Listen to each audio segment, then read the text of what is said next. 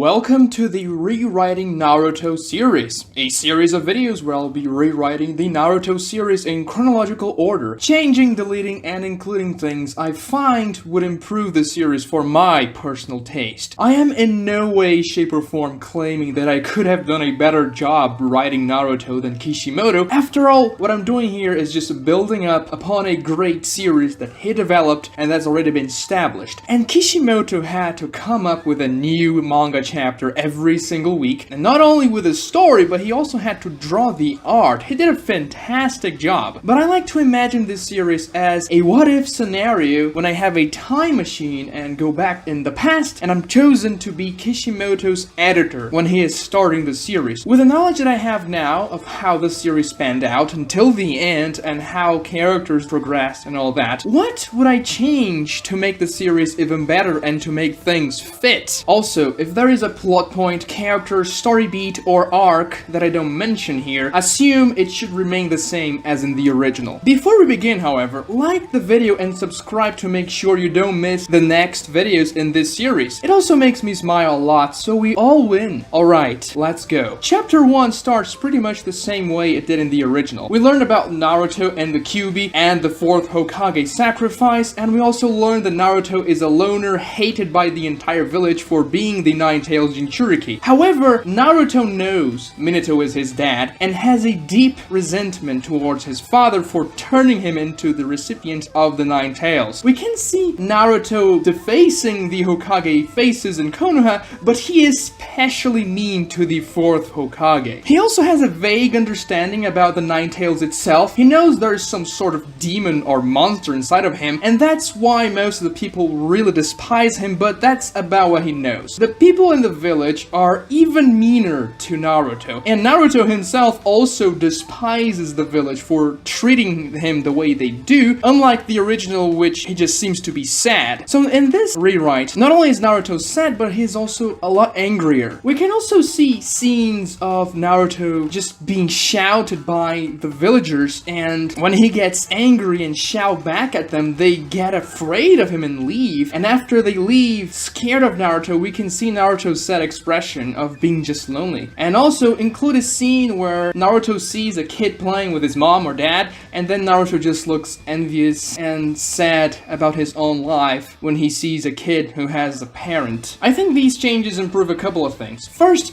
I've always found it weird that Naruto didn't know more about his past. People would definitely talk about this, and he would eventually learn details, even if it's not much. Also, Naruto knowing he is Minato's son will give some interesting storytelling opportunities, and let's be real, the reveal about Minato was kind of underwhelming anyway in the original because it was just a conversation between Jiraiya and Tsunade and they're just talking about it, and when Naruto learns that Minato is his dad, we, the audience, already knew about it, so it wasn't that impactful anyway. However, when Naruto finally meets the dad he's always resented in this series, that could definitely be interesting. Moving on, Naruto is caught by Iruka for defacing the Hokage statues, and Iruka brings Naruto directly to Hiruzen, the 3rd Hokage. That is when we learn about Naruto's dad, and that Naruto hates the 4th Hokage because he is screaming it in front of Hiruzen, saying that the Hokage deserve to be defaced. He also says he will become the strongest Hokage to show the village he doesn't need them, and that he can get strong by himself, and also he says he'll become a Hokage just to show his dad that even though he gave Naruto a terrible life, he won't be chained by what his father determined. And this is Naruto's main character flaw that he'll have to overcome. He believes that becoming a Hokage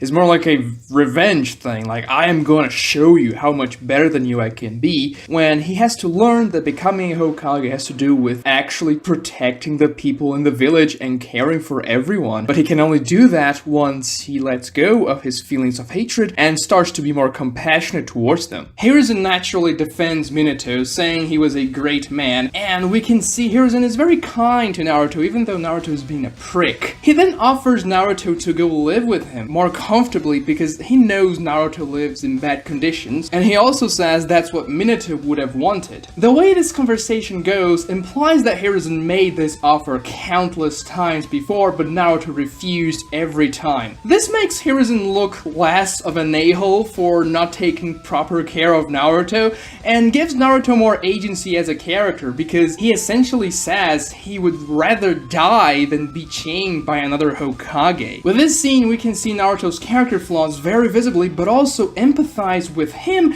and the third Hokage as well. Continuing with chapter 1, everything goes about the same in the original with one small exception. When Naruto uses his 1,000 shadow clones to defeat Mizuki, we can see his eyes changing to the classic Kyuubi eyes and his whiskers get more pronounced. I mean, come on, we hyped up the Nine Tails during the entire chapter, so we have to somehow give it a payoff. That would also explain why Naruto can create so many shadow clones in that fight, and why he doesn't do it all the time to win all his fights, because he needs the Kyuubi chakra to make so many clones at this point of the story. Moving on to chapter 2, well, this chapter gets deleted, alongside Konohamaru and Ebisu, which are two completely useless characters in the grand scheme of things. Really, they don't have any development at all, and they just get in the way of the story. Instead, chapter 2 will focus on Sasuke, the second most important character in the series. We'll see Sasuke's life from his own perspective, and we'll see that he is completely alone as well, like Naruto. People don't hate Sasuke like they do hate Naruto, but they pity Sasuke, which infuriates him nonetheless. Sasuke doesn't want pity, he wants his revenge. Still, Sasuke remains very stoic and doesn't let his anger transpire that he doesn't like when people pity him, because he's very proud, and we know that. We don't get details about the Uchiha massacre here, we just know Sasuke doesn't have a family and is very alone, and that people pity him a lot. People of his age still idolize him like Sakura and Ino, but he feels completely useless and undeserved of this idolatry, and he feels just very guilty of his past, that he was weak and couldn't do anything, that he was helpless, and that's why he doesn't think he should be idolized by anyone. The only person that shows feelings other than idolatry or pity towards Sasuke is Naruto, who has an adversarial relationship with him, and it's a very unique thing for Sasuke. In this chapter, we can see that even though Naruto and Sasuke are rivals and act as though they hate each other, they want to get closer to each other deep down, but they just don't know how. It seems like the two of them are the only ones who can understand each other, but their pride doesn't let them become friends outright. Include a scene where Naruto provokes Sasuke in that early part 1 childish way, and Sasuke just plays cool, dismissing Naruto and just owning him with words. Naruto leaves pissed off, but then we cut to Sasuke and he has a subtle smile on his face. After that, there will be only a couple of changes in the Bell Test arc. First, cut Naruto and Sasuke's kiss. Even though there's an amazing joke in Shippuden about that, many potential viewers just drop the series because of that. And I just find it kinda stupid and cheap. Another scene we are cutting out is the scene where Sasuke is quote-unquote captured by Naruto. Just don't do that. It's important that Naruto doesn't beat Sasuke here for the purposes of the narrative I'm trying to build. Also, during the Bell Test itself, Kakashi taunts Naruto, saying that his dad was much better than him, much more talented, and Kakashi can also say that Minato was his teacher, and when Naruto learns that, he gets even more pissed at Kakashi and tries to beat him up, but of course he is just humiliated. The rest of the Bell Test remains the same, and it is a great mini-arc. After that, we get a quick montage of Team 7 going on low-level missions that would be paired up with a good old Sasuke-Naruto rivalry, with Naruto trying to one-up Sasuke in every opportunity he gets, and every time he fails miserably. Also, Naruto does that trying to catch Sakura's attention. In this rewrite, Naruto has a crush on Sakura mostly because of his rivalry with Sasuke. He wants to beat Sasuke in every way possible, and getting the girl who likes Sasuke would be a perfect way to assert his dominance. We can see that theme again of Sasuke and Naruto both wanting to become friends, closer to each other, but their ego getting in the way during this montage. So now we begin the Land of Waves arc. The first change happens when Kakashi shows his Sharingan. Sasuke should be pissed off about that and would confront confront Kakashi after the fight is done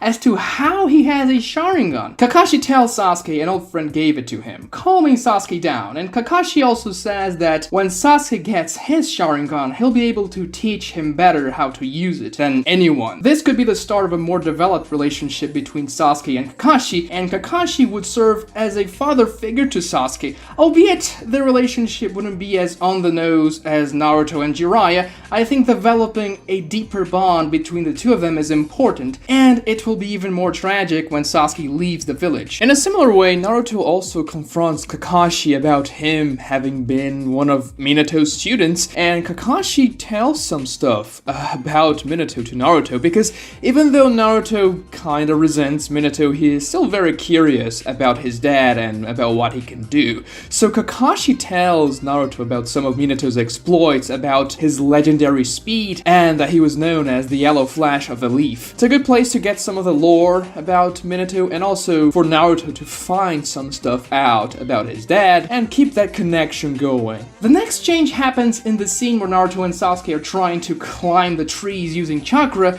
It goes pretty much the same way it did in the original, but when they both succeed, Sasuke simply says, "Good job, loser," in that cool yet shy way of his. Naruto grins and says, "You too." This is the first time they are acknowledging each other as friends. Of course, we get more mentions of Naruto resenting his father and that he will become the Hokage throughout this arc as well. Sakura remains useless, but we can include a scene where Sasuke may begin to develop feelings for her. It could be something subtle, very quick, like when they go out to buy food in the Land of Waves town, maybe they can have an awkward interaction where Sasuke may start seeing Sakura with other eyes, but of course he doesn't say anything, and Sakura obviously sims non-stop for Sasuke. We have to develop their romance more here, because in the original Sasuke has literally no reason for liking Sakura as far as anyone can tell. Sakura has a childhood crush on him, which is understandable, but these feelings can develop and become deeper over time. The rest of the arc remains the same, as the Land of Waves arc is just very solid. When they go back to Konoha though, we get a scene where Naruto, Sasuke, and Sakura are walking. Maybe they are going to Ichiraku to celebrate their first A-rank mission,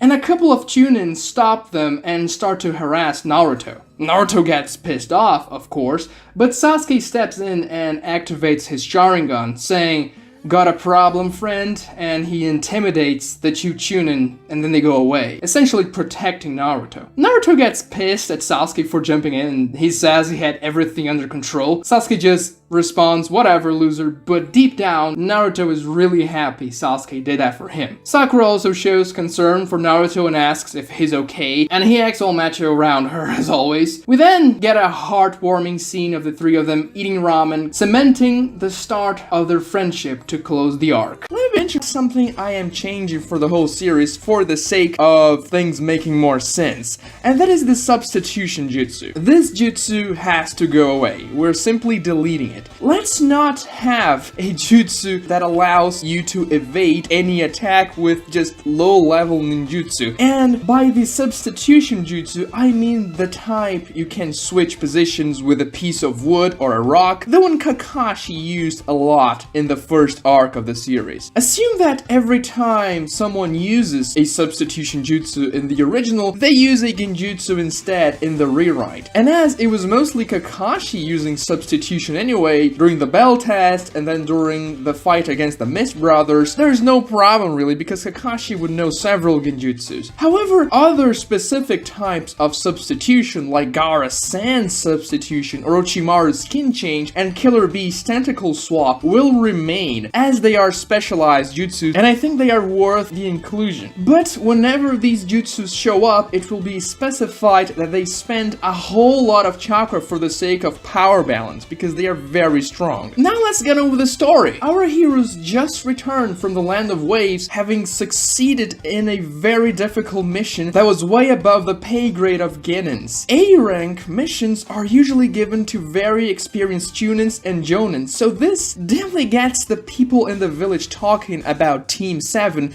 a team of gaining rookies that succeeded in an A-rank mission. People really speculate about Sasuke's talents, saying that he is an Uchiha prodigy, but most people just assume Kakashi carried the entire mission. Also, people start judging Naruto and saying he is essentially leeching his team, getting all the glory and doing nothing as their team sweat for him. They assume that as he is a demon, he cannot be good for anything, so he is not really contributing for his team. It's not only the commoners who think that. Many ninjas, including higher rank ones, think so as well, as they know Naruto did terribly in the Ninja Academy. Naruto obviously gets pissed by that, and we get a scene of Naruto saying he faced 2 Jonin level fighters, but of course no one believes him as he screams to a crowd of Chunins and Jonins walking around Konoha that were mocking him. After that happens, we can add a scene of Sasuke telling Naruto that trying to convince people is not worth his time and that he should just be training. Kakashi also tells Naruto if people in the village actually knowing what happened would make Naruto feel better, or if saving the people from the land of waves wasn't the reward in itself. Naruto sees the logic in that argument and that the people being okay in the land of waves is much more important than Naruto's own glory, and reluctantly agrees to their points, saying he doesn't need the people to know he made a difference and swallows his pride. Character development. After that, we'll get something I think we needed more of in part 1, a Team 7 training scene. If you think about it, the only one we got was the tree climbing scene in the entire series for the whole Team 7 together, and Kakashi should have definitely trained them more in part 1, I think. This is a great scene for some exposition about how chakra works with more details,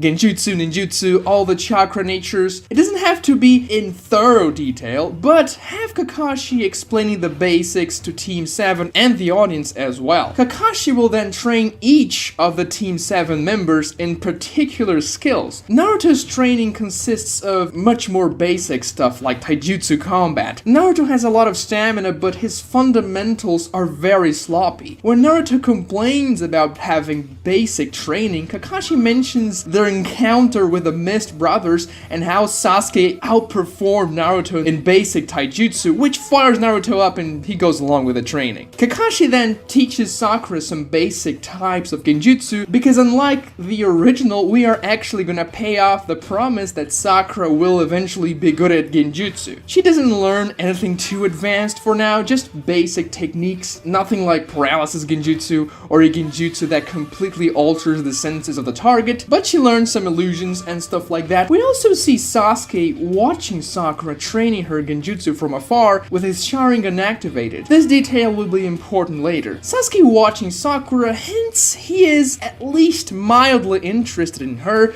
so we can actually start developing their romance a little bit more. Finally, Kakashi trains Sasuke on his Sharingan. We have Kakashi explaining how the Sharingan works in more detail to Sasuke and to the audience as well. He explained about the precognition the Sharingan provides, and also that Sasuke can copy abilities, but Kakashi says that you are physically unable to replicate an ability you won't be able to reproduce. For instance, if you can't use wind style, you won't be able to copy wind style jutsus and so on, and this applies even more so when you're talking about other Kekkei Genkais. Kakashi then tells Sasuke to try and copy what he is going to do. Sasuke activates his Sharingan and stands ready. Kakashi then pulls out a paper bomb and throws it into the ground. The paper bomb begins to smoke, indicating it will explode soon. Naruto and Sakura get very spooked by it, telling Sasuke to get the hell out of there because it's going to explode, but Sasuke stares at it and looks at what Kakashi is about to do. Kakashi then weaves hand signs and performs a jutsu, touching the paper bomb who is about to explode. Sealing symbols form over the paper coming out of Kakashi's hands, and the smoke stops. Kakashi says this is a basic sealing jutsu. It can be used to seal latent chakra. This will be important later. Kakashi then explains the basics of sealing techniques and asks Sasuke, "Did you copy that?" Sasuke says, "Yes." Kakashi then throws another paper bomb to the ground and says, "Then do it." As the paper bomb starts to smoke, Sasuke performs the same sealing jutsu, diffusing the paper. Sakura cheers and simps loudly as Naruto gets pretty jealous and says he could do it better if he he had the time. Naruto then, trying to impress Sakura after Sasuke's display of talent, starts to perform some taijutsu combos just in the air without a target, but accidentally kicks a rock and falls on his butt. A little comedy beat there. We can see with this scene Kakashi training Team 7 and that they're bonding and learning new things. All of them, not only Sasuke, which makes the team itself feel more cohesive and intimate. However, this scene cuts back and forth with another more serious scene, and that scene is the introduction of Danzo Shimura. Yes, I am introducing Danzo very early on, as he is a very prominent antagonist in Shippuden,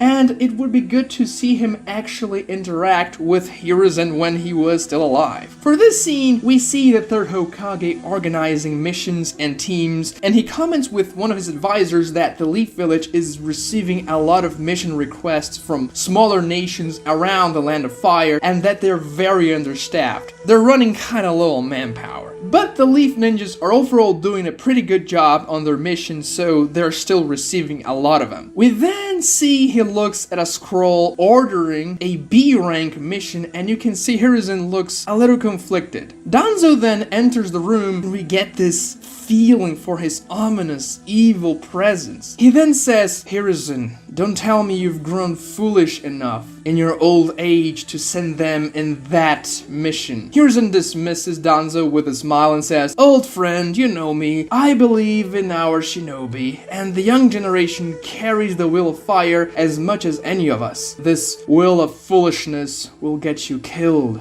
one day." Foreshadowing. Hiruzen says, "It might, but as long as it doesn't, I will choose to believe in them." Danzo says, "Do what you wish, but I cannot allow you to send a QB on that mission." Hiruzen for the first time is visibly angry at Danzo in this entire conversation, and also in the series as a whole. He never seemed to be angry when he talked to Naruto, even though Naruto was just screaming at him. And then Hiruzen says, "Naruto is a shinobi of the Leaf Village, not an asset, and I will not have you questioning my decisions any further. Last I checked, I was the Hokage." Danzo simply says, "For now," and leaves the room. We cut back to Team 7 training, and Kakashi spots the hawk that flies over them whenever they are called to the Hokage's office. "It appears we have a new mission," Kakashi says. As you may have guessed by the title of the video, we are not going straight to the tuning exams after the Land of Waves. I am actually making a whole new arc, and that's for a couple of reasons. First, we need to get a better feeling for how the life of a normal ninja goes in the Naruto world. In the original, the Land of Waves is the only normal mission we ever get to see our protagonist going on. The other missions are all very different from what common shinobis would usually go. We have the tuning exams, and then most of the missions after that involve the Akatsuki or Orochimaru or some very strange thing that most ninjas would never even dream of going. A more down-to-earth mission before the tuning exams will be very good for world building. Also, we are introducing Team Asuma and Team Kurenai in this arc as well, instead of doing so in the tuning exams. They're gonna be established characters by then. Don't get me wrong, the tuning exams is one of the best arcs in manga/anime history, but it introduces dozens of new characters, and I think we can all agree that among the secondary characters, they focus primarily on Team Guy and the Sand siblings. You could argue Shikamaru and Shino get pretty decent focus in the tuning exams as well, but Lee, Neji, and Gaara are really hyped up as the top Genins in the tuning exams, and they are the focus primarily. So I'll have a shot at developing Team Asuma and Team Kurenai here before the tuning exams so we are more attached to them. Also, I am putting those characters here because they literally have zero interactions with Sasuke in the entire series, most of them at least, which is kind of an important character. You know, Sasuke, second most important character of the series. If all members of the Sasuke rescue team have a more fleshed out relationship with him, it just makes for a more compelling story when they actually try to rescue him. Just think about it. Hinata and Shikamaru never said a single word to Sasuke. We are changing this is here. Those two characters are too important not to interact with the second most important character in the show. We are also not going to have any Jonins assist the Genins in this arc, which makes the story more tense. Finally, our antagonists will be ninjas from the Stone Village, which is the only village we see nothing about in part 1. We get to see something from all other major villages. Even the Cloud Village has a quick flashback scene in Neji's backstory. There are also other reasons for including a new arc here, but I'll get to them later. Also, subscribe to the channel if you didn't do so in the first time I asked. Okay, let's continue with the story now. Team 7 arrives in Hiruzen's office and Naruto is all eager, saying, "Give me the toughest mission you got, old man, because I'll be the Hokage one day and I'm not running away from any tough quests." Hiruzen says, "You might like the one I have for you today then. But first, Kakashi, I have a different mission for you this time. Unfortunately, I'll have to split your team." Naruto is excited when he hears this because this is the first time Kakashi won't be supervising them for a mission. Sasuke thinks this is a strange move and questions Hiruzen's decision, and Sakura thinks, "Now I only have to get rid of Naruto and Sasuke and I will be alone for the entire mission." We see Kakashi getting a scroll for an S rank mission and he says, "It will be done, Hokage-sama." He then looks at Team 7 and says, "And you three, behave." Kakashi leaves and our three heroes are very excited about their new mission. At this moment, someone knocks. Hiruzen tells them to come in and we see Team Asuma and Team Kurenai entering the room. Asuma and Kurenai themselves are not there though, only their Genins. We can see the atmosphere changing immediately as Sakura is completely bummed out that she won't be able to be alone with Sasuke. And we get the introductory scene of the 6 other Genins here instead of the one we got in the Chunin exams. You know, the one Naruto gives his opinion about each of them? Sakura and Ino trade stares as usual. Hinata seems shy around Naruto. Shikamaru is just yawning. Choji is eating chips. Kiba is just being Kiba, I guess, and just provoking Naruto. And Shino's just chilling, making sure Choji doesn't stomp one of his bugs. Hiruzen says, "Alright, everyone is finally here. Well, as our newest batch of ninjas, I thought to give you all a special mission where you won't be accompanied by your senseis. All 9 of you will be important." Sasuke questions why he would send 9 Genins instead of a smaller but better trained team if the mission is difficult. Hiruzen then answers his thoughts by saying, "The country of crystals asked for help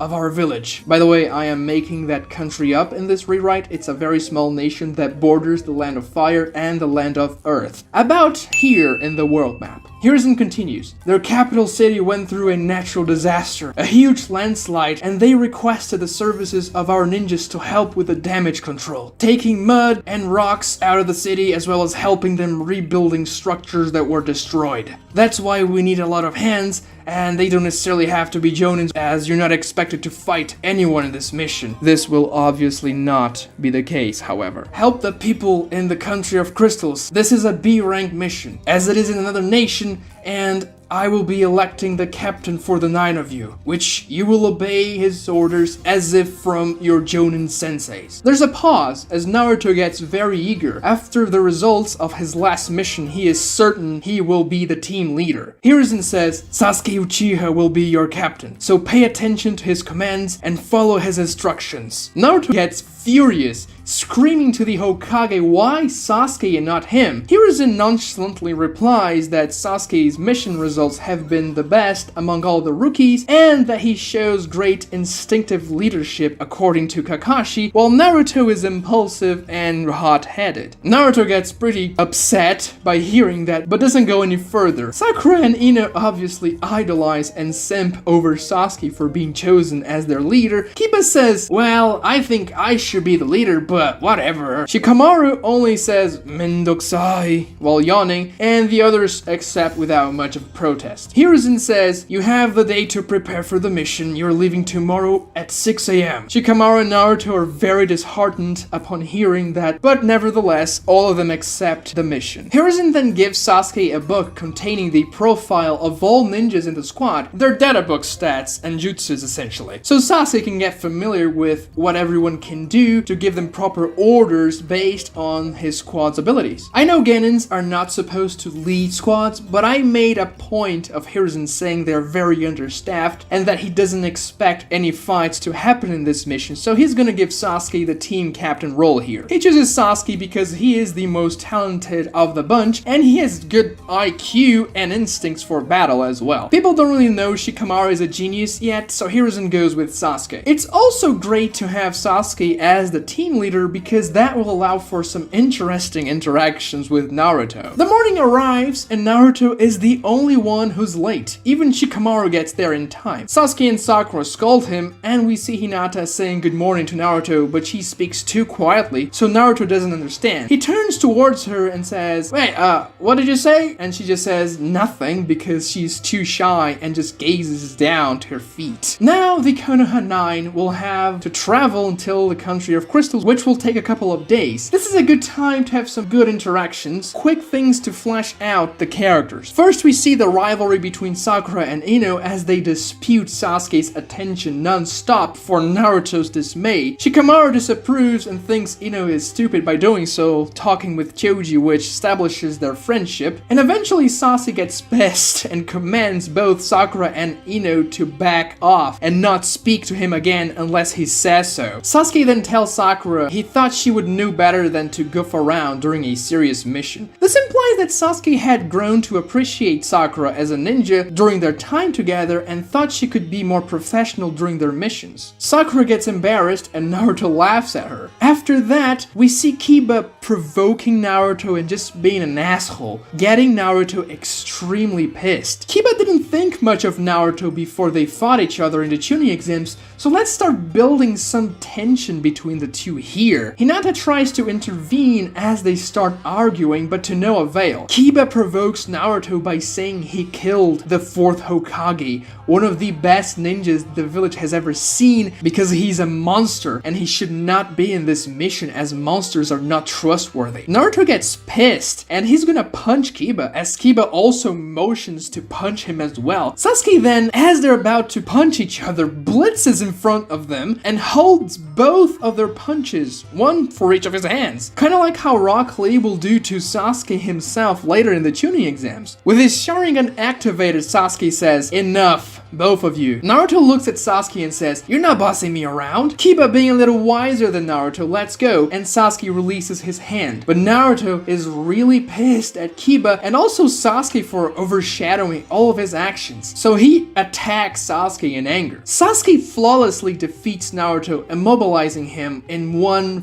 fluid single motion using his Sharingan and says, "Naruto, you will obey me. I am the captain here," as he pins Naruto to the ground. Shikamaru steps in and says, "Naruto, listen to him. It's a drag, but we have to obey Sasuke. He is our team captain." Sakura looks pretty scared about this whole situation, but Naruto, seeing her very scared face and listening to Shikamaru, calms down, and so does she. This is the first of many times we'll see Naruto and Sasuke fighting. It is a very quick fight and we see how far ahead of Naruto Sasuke is right now. Naruto also thinks that to himself, thinking that he got destroyed by Sasuke and he feels angry and ashamed by it. His anger is just boiling up as he's trying to contain himself. But Hinata kinda gets close to him and says, "Calm down, Naruto, Kiba doesn't mean that," as she tries to apologize for Kiba. But Naruto says to Hinata, I'll show them and I'll be the greatest Hokage ever." We can visibly see that Hinata is sad by Naruto not acknowledging her very well and just kind of thinking for himself, but still. It's interesting to make at least one of the rookies have some sort of prejudice, just like the villagers have towards Naruto, so I'm doing that to Kiba. He's gonna be less likable here, but let's be honest, who actually likes Kiba? And it's good to build up tension for Naruto and Kiba's eventual fight. The 9 ninjas get pretty quiet for the rest of the trip, as what happened previously was pretty serious. We can also see Sasuke is pissed at Kiba for saying what he said to Naruto, but Sasuke keeps his cool, trying to move forward with the mission. After some days of traveling, the Konoha 9 arrive to the capital of the country of crystals. It is a sizable village, definitely not as large as Konoha, but by no means small, and it is in very bad shape as a landslide hit a large portion of the town. There is a serious amount of rocks and mud on the streets, surrounding many buildings and structures that were very heavily damaged. And the people from the village seem to be struggling a lot as well, as we see their sadness and empty gazes. Many of them are injured as well. As the Konoha 9 walks into the village, through one of the pathways that wasn't hit by the landslide, people start to whisper. And of course, our ninjas notice it. After many whispers, one villager points to Sasuke and says, "He's the spawn of the devil! He carries the symbol of death! He's come here to finish us off!" As she points to the Uchiha clan symbol that is displayed on the back of Sasuke's shirt. Sasuke and the other ninjas are very confused by that, but people in general get very scared of Sasuke especially. Kids start running away from them. Some people even throw rocks at Sasuke, which he easily catches or dodges, but it's a strange situation. I think this is a good opportunity to put Sasuke in Naruto's shoes a little bit, so he can understand how Naruto feels, as everyone in Konoha does similar things to him. Still, the squad doesn't understand why Sasuke is being treated like that, and neither does the audience. The Konoha 9 get an audience with the village elders, and they also seem to be wary of Sasuke. They explain the landslide happened a week or so ago and need help to re-establish their city, as Hiruzen explained before. Shikamaru asked if a landslide like this had ever happened before, and the elders tell him that it was the first time. Even though the village is close to a mountain range, no landslides had ever happened before. Sasuke then separates the team into different tasks, commanding some of them to collect the rocks and the mud, while others will help rebuilding the structures and tend to the wounded. As the team begins to scatter, an elder woman, who was the only one who didn't seem to be afraid of Sasuke, says, "You should not go outside.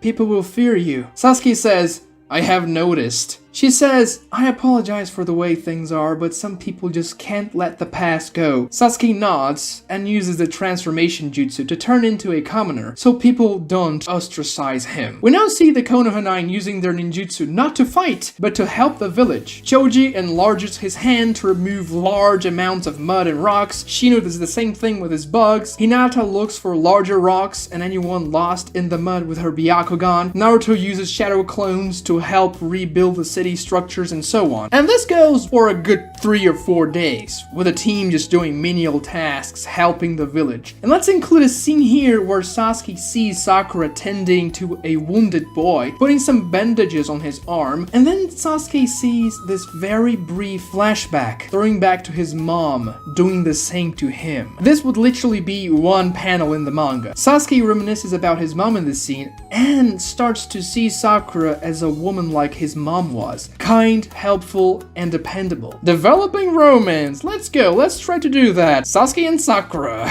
We also see Naruto biting more than he can chew to one-up Sasuke while they're repairing the city, but it backfires as Naruto drops a ton of blocks of wood that he was trying to carry at the same time when he slips on the mud. And as Sasuke is using the transformation jutsu, we get a feeling the villagers are now very appreciative of the efforts of the Konoha team, because they kind of give an excuse that Sasuke left as people didn't seem to like him, so he's not there anymore. We cut to a cave high up in the mountains that are next to the village. 3 figures sit in that cave, lit by an oil lamp. We identify 3 ninjas from the stone village. 2 male, 1 female. One of the guys says, "Come on, what's taking so long to ask the stone village to help? The landslide happened over a week ago." The other guy says, "You tell me, we've been handpicked by the Tsuchikage, but now we just have to sit here and wait." He then scoffs and says, "Well, I guess some of us were picked because of our skill, others because of favoritism." And he looks at this younger girl, about 15, and you would recognize her as a younger Kurotsuchi. She says, "Just because the Tsuchikage is my granddad, it doesn't mean I lack in skill." She doesn't seem angry, but eager to prove them wrong. Bring Kurotsuchi in early on is an interesting way to develop the future Tsuchikage,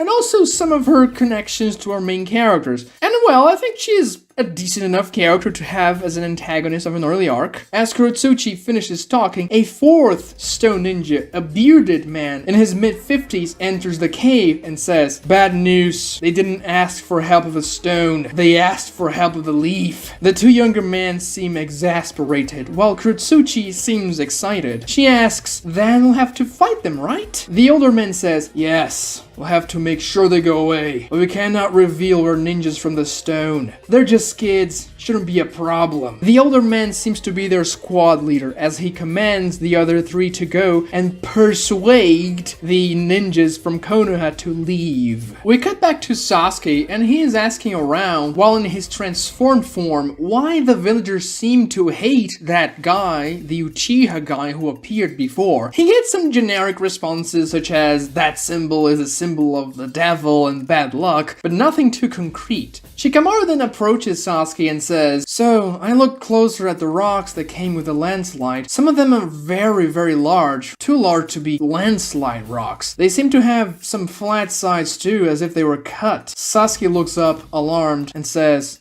"Cut with chakra? Could be." Sasuke then quickly calls for the team to assemble. As they do so, he tells everyone, "Myself, Shikamaru, and Hinata will go investigate the mountain and the landslide," and tells the others to stay sharp and that there may be trouble but to carry on their activities as if nothing is happening. They get confused with that, but Sasuke, Shikamaru, and Hinata start to go up the mountain. Hinata scouting ahead with her Byakugan. They find a large section of rock that seems to have been cut off the mountain. Shikamaru concludes that it had to be some sort of ninjutsu, as it doesn't look natural at all. Something that dislodged a large rock from the mountain, causing a massive landslide. Hinata then spots someone far away. There seems to be one person up ahead in the mountain. It seems like he's heading towards the village. We cut back to one of the younger male ninjas from the stone village walking through the forest as he mumbles, "Oh, now we have to fight stupid Konoha kids." 3 shuriken are shot at him from the woods as he blocks them with a short katana he uses. Hinata comes out of the rocks nearby with the Byakugan activated and starts to assault him with her gentle fist. He evades the attacks using earth-style mud wall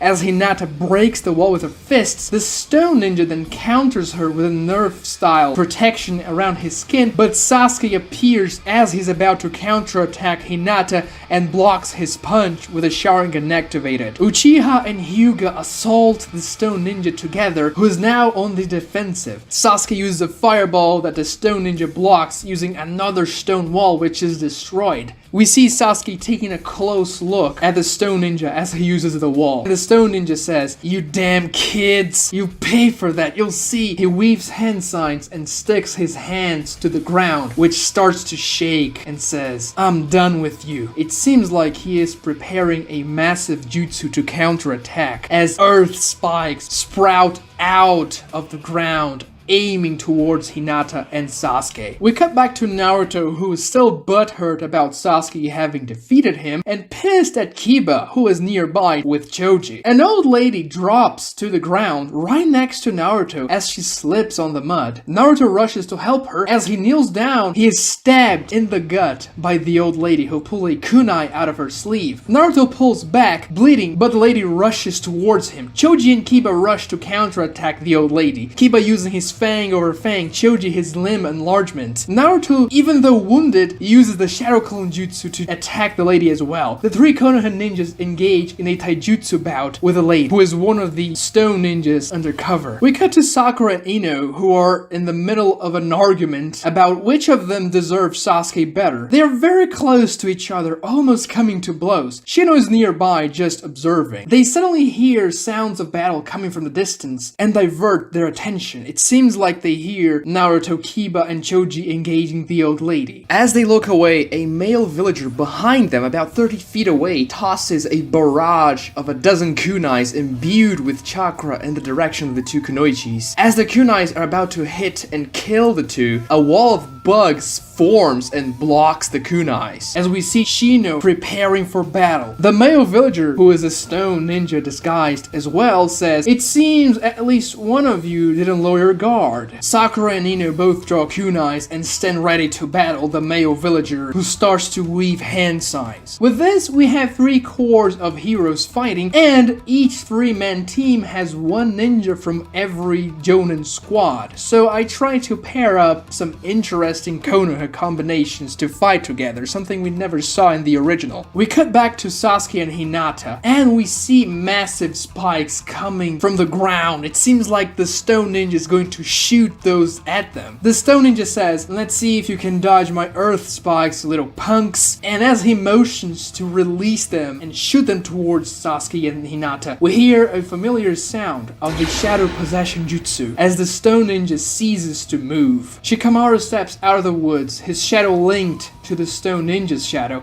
and says, "Now we may have some questions for you," as the Stone Ninja looks very desperate as his body cannot move on his own. We cut back to Naruto, Choji, and Kiba as they're still engaged with the old lady in taijutsu. She uses very proficient taijutsu. We can see wisps of chakra flowing outside of her body, implying an nemp to her physical abilities. She easily counters Fang over Fang and Choji's expansion jutsu. Naruto is bleeding quite a lot from his stomach, but he still goes with the Shadow Clone Jutsu as they are quickly defeated by the enemy's superior taijutsu. Naruto is definitely not in the best shape because of the injury he took to his gut. We cut to Sakura, Ino, and Shino as the ninja they are facing finishes weaving hand signs, and the ground around the Konoha ninjas turn into liquid as they start to sink, unable to move. Shino sends in insects, but the Stone Ninja disappears. Sakura, after quickly analyzing the situation, suddenly has a realization and says, "It's genjutsu!" She then releases the genjutsu and turns the ground back into normal, the Stone Ninja back in view. However, when she does so, more chakra-infused kunais fly towards the 3 Konoha ninjas, and Shino once again reacts, blocking the 3 kunais with a wall of bugs. The Stone Ninja in disguise says, "Come on children, let's play, come," as he falls back. We cut back to Shikamaru questioning the Stone Shinobi caught on his shadow possession. "What is your purpose here? Why did you attack the village?" "I'll never say," he replies,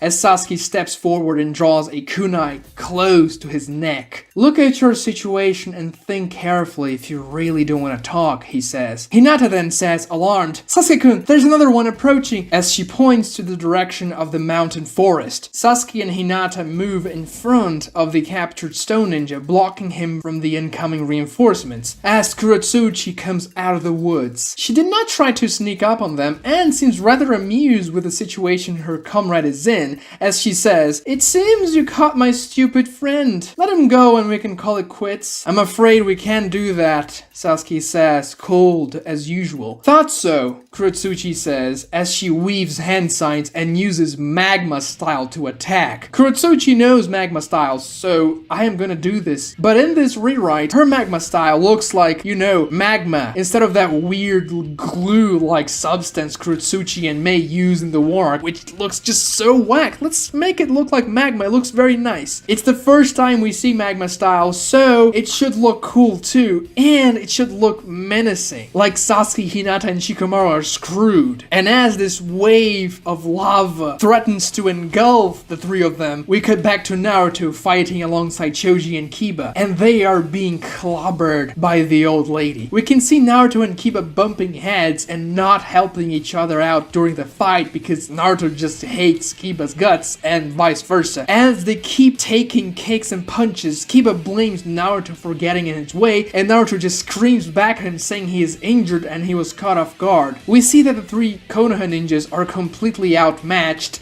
and they are already very beaten up by the Stone Ninja using taijutsu disguised as an old lady. We cut back to Sakura, Ino, and Shino as their opponent falls back to prepare another genjutsu. Sakura says, however, "We have to get out of his range, quickly." Shino says, "Let's gather with the others. Use strength in numbers." The 3 of them run towards Naruto's position where they heard battle noises before. As the genjutsu Stone Ninja seems frustrated they didn't take his bait, but he gives chase. We now see Choji laying on the ground, barely able to stand up. We also see the old lady holding Kiba by his throat, about to kill him. And this is a good moment to show Naruto will risk his life, even to protect protect people that treated him badly, as he's going to try and rescue Kiba. Naruto throws a smoke bomb on the ground, right where the old lady was holding Kiba, as she says, "Oh, these types of tricks won't work on me, boy." She exits the smoke, holding Kiba by the throat, and we see Naruto going for a punch that is easily countered as he takes another punch to the gut, who's already wounded. Naruto falls to the ground as he tosses a kunai towards the stone ninja, but he misses above his head, and the old lady says, "That's poor aim, boy." The kunai then transforms into one of Naruto's clones over her head, landing a kick swinging from above at the back of her neck. Naruto says, "I wasn't aiming for your head." The stone ninja drops concentration and reverts back to his normal form, losing the old lady transformation. We can see he was the older ninja, the leader of the squad. Naruto's clone manages to snatch Kiba away, who's unconscious from being choked, but the older ninja is pissed off and rushes to the real Naruto,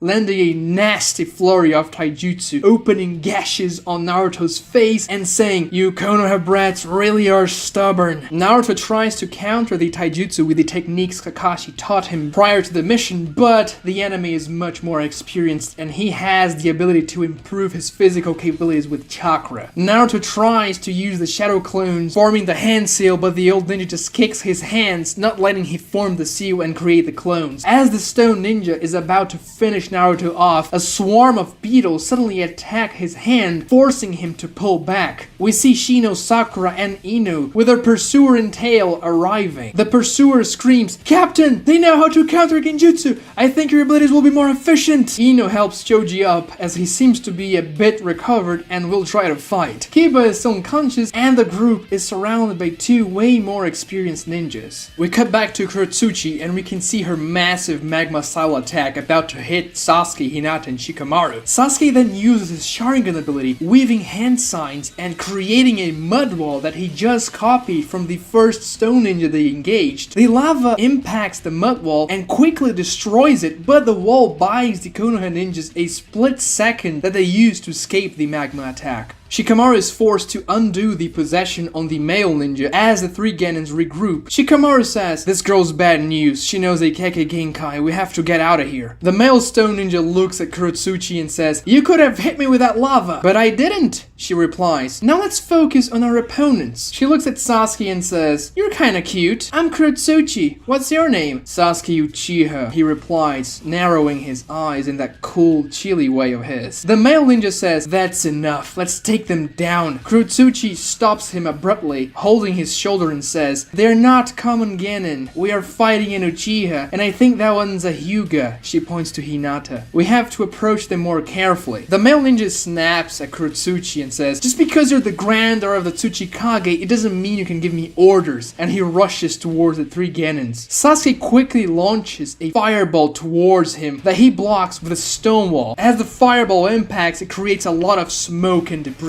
obscuring the view for a second. After the smoke clears, Shikamaru says, "Engage him closely. The girl can't attack with her magma if we're close to him, or she'll hit him." Sasuke and Hinata then rush forward as the smoke clears to engage the male stone ninja. Shikamaru uses his shadow possession, which trails behind the two Konoha ninjas. Kurotsuchi uses a water style attack with more precision than her lava style, because she has water style too, and Sasuke and Hinata dodge the water bullets she shot at them. They engage the stone ninja, who was unable to weave hand signs in time to parry or block their attacks, and he starts to get pounded. Kurotsuchi, frustrated with her companion's bashfulness, has no choice but to also engage them in melee. So Sasuke, Hinata, and Shikamaru's shadow are assaulting Kurotsuchi and the male stone ninja, and after this lengthy taijutsu exchange where Shikamaru is unable to capture the two of them in his shadow, Kurotsuchi thinks better and launches a magma-style attack against Shikamaru, who's standing further away, and her own ally wouldn't be in the way of the attack. We see Shikamaru opening his eyes wide as this massive amount of magma is about to hit him square on. We see Shikamaru's terror as he is engulfed by magma, screaming in agony.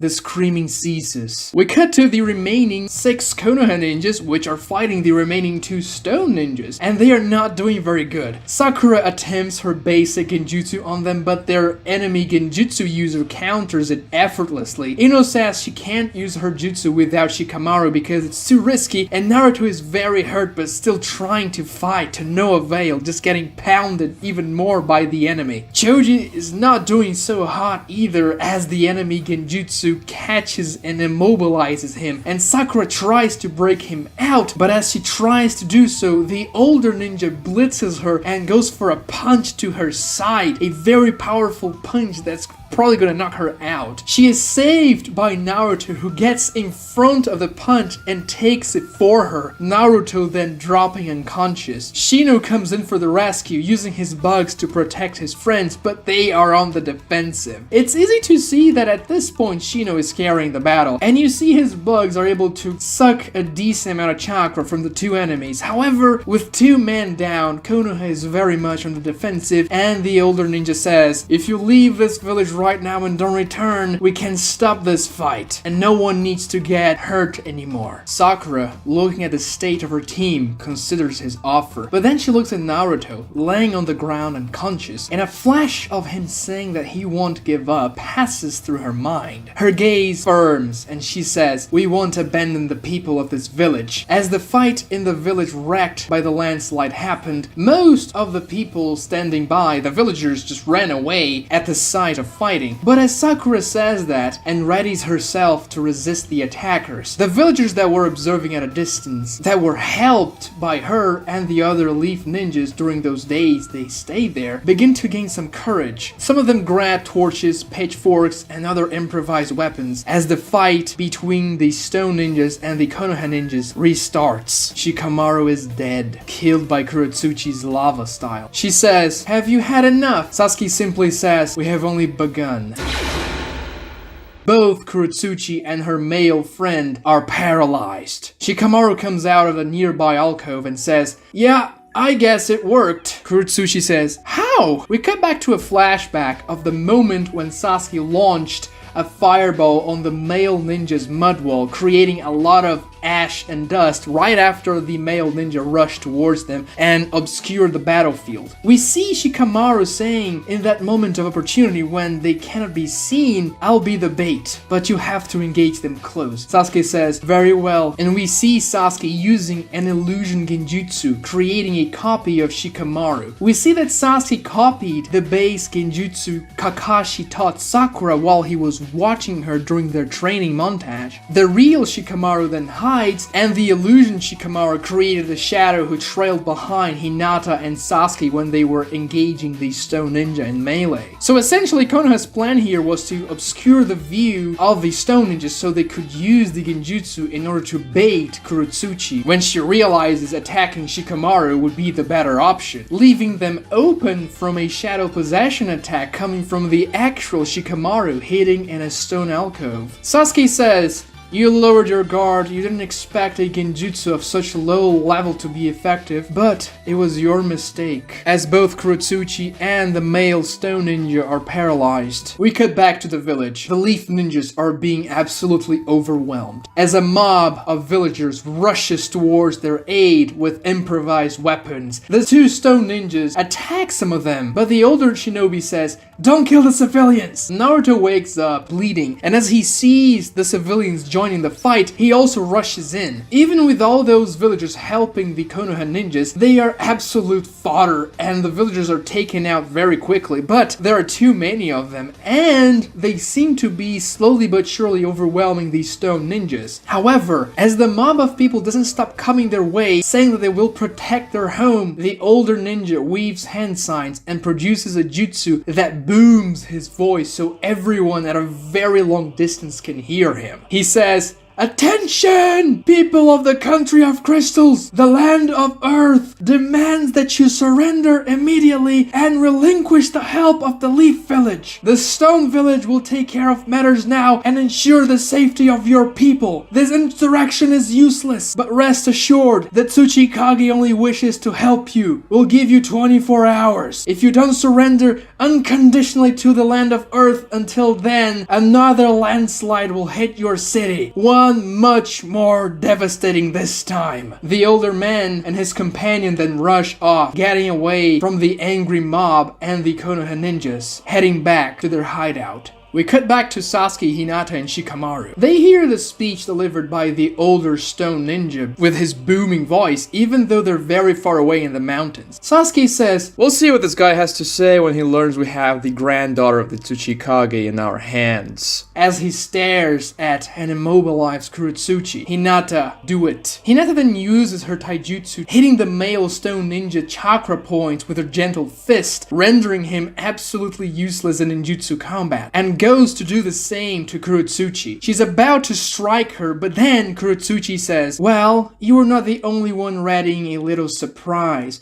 as an 8 feet tall stone golem erupts from the ground under Shikamaru, punching him extremely hard, undoing the possession jutsu. Kurotsuchi evades Hinata's attacks and grabs her wounded ally as Sasuke uses Phoenix Flames to attack and destroy the golem with pinpoint accuracy as he was about to strike Shikamaru down. Kurotsuchi stares at the golem destroyed by Sasuke and says, "Oh well, it couldn't be too durable or her Byakugan would spot it even underground, but it did its job." Hinata says, "It probably blended with the rocks underneath. I'm sorry I couldn't spot it." Shikamaru, spitting blood, says, "So you did it at the same time as we laid our little trap then." Kurotsuchi says, "Indeed, you're very perceptive." We have a brief flashback of the moment when Sasuke used the fireball on the male ninja's stone wall, creating the smoke and ash, and then we see Kurotsuchi using her stone golem jutsu and commanding it to hide underground. Kurotsuchi says, "It appears our captain has changed plans suddenly," as she carries her companion wounded by Hinata's gentle fist.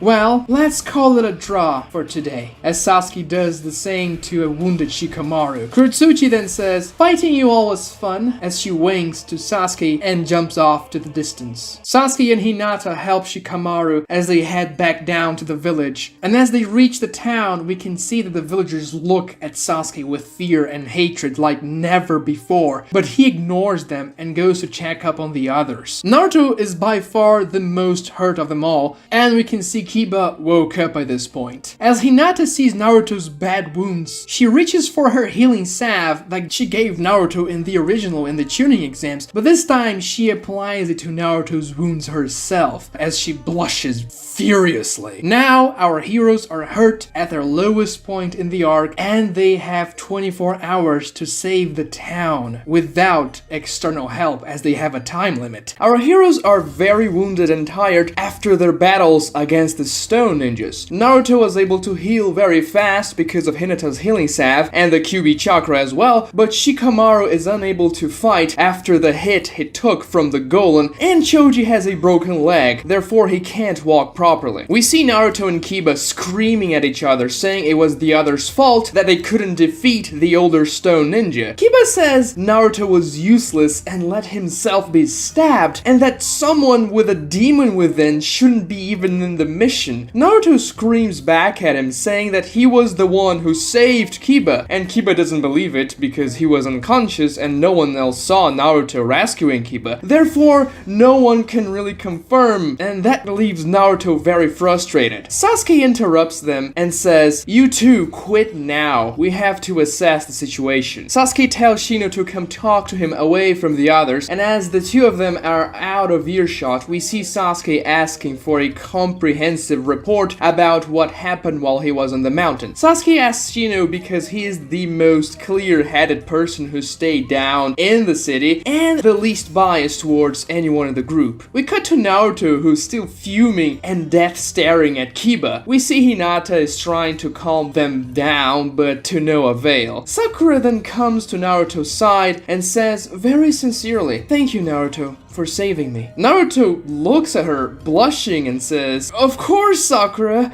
I would do anything to protect you, believe it." Sakura says, "You could have died.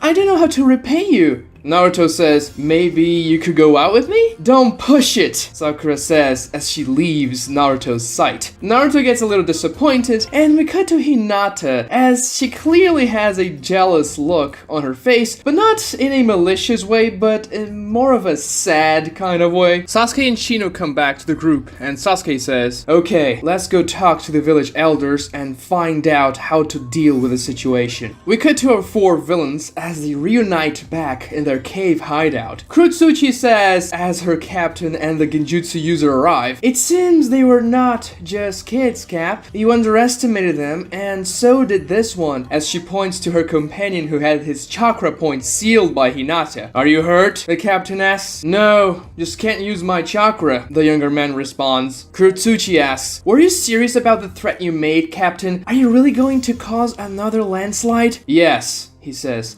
"The Stone Village has to be taken seriously. You know how important this mission is. The Tsuchikage asked us to secure the country of crystals with diplomacy first, using the landslide and forcing them to ask for our help and the help of our shinobi. That would have been the perfect way to enter the country of crystals and instate a puppet government. But if that didn't work, the Tsuchikage ordered me to carry the mission by any means necessary." Kurotsuchi doesn't like that one bit, as she is not really for killing innocent people, and she is even more upset that her grandfather ordered it. "Also, we'll have to make sure every single Konoha ninja is dead. There's a treaty between the leaf and the stone that assures the protection and neutrality of the country of crystals. If those ninjas go back to Konoha and report what happened here, a war between the land of fire and the land of earth will begin over this damned country." Kurotsuchi then says, "My grandfather wouldn't order such cold measures." "Don't be so naive, Kurotsuchi. Your grandfather does what's necessary for the survival of our village and nation. You must kill them. Don't lose focus of the mission." Kurotsuchi seems conflicted, but eventually says, "Yes, Captain." It's clear that she hates the idea of killing the Konoha ninjas. The captain says, looking at the younger man who had his chakra point sealed, "Can you still fight?" "Yeah, but I can't use my jutsu." "That will have to do. I will begin preparations for tomorrow's landslide. The casting of the jutsu will take about 6 hours to complete, so you'll have to protect me during the night while I cast it, just like last time." Kurotsuchi says, "But you don't have to use it, right? Only if they attack, right?" "Yes, only if they don't surrender, though I find that almost impossible." As he says that, the captain loses himself in thought. "Captain, everything alright?" "Yes, it's just that blonde kid I fought. He reminds me of someone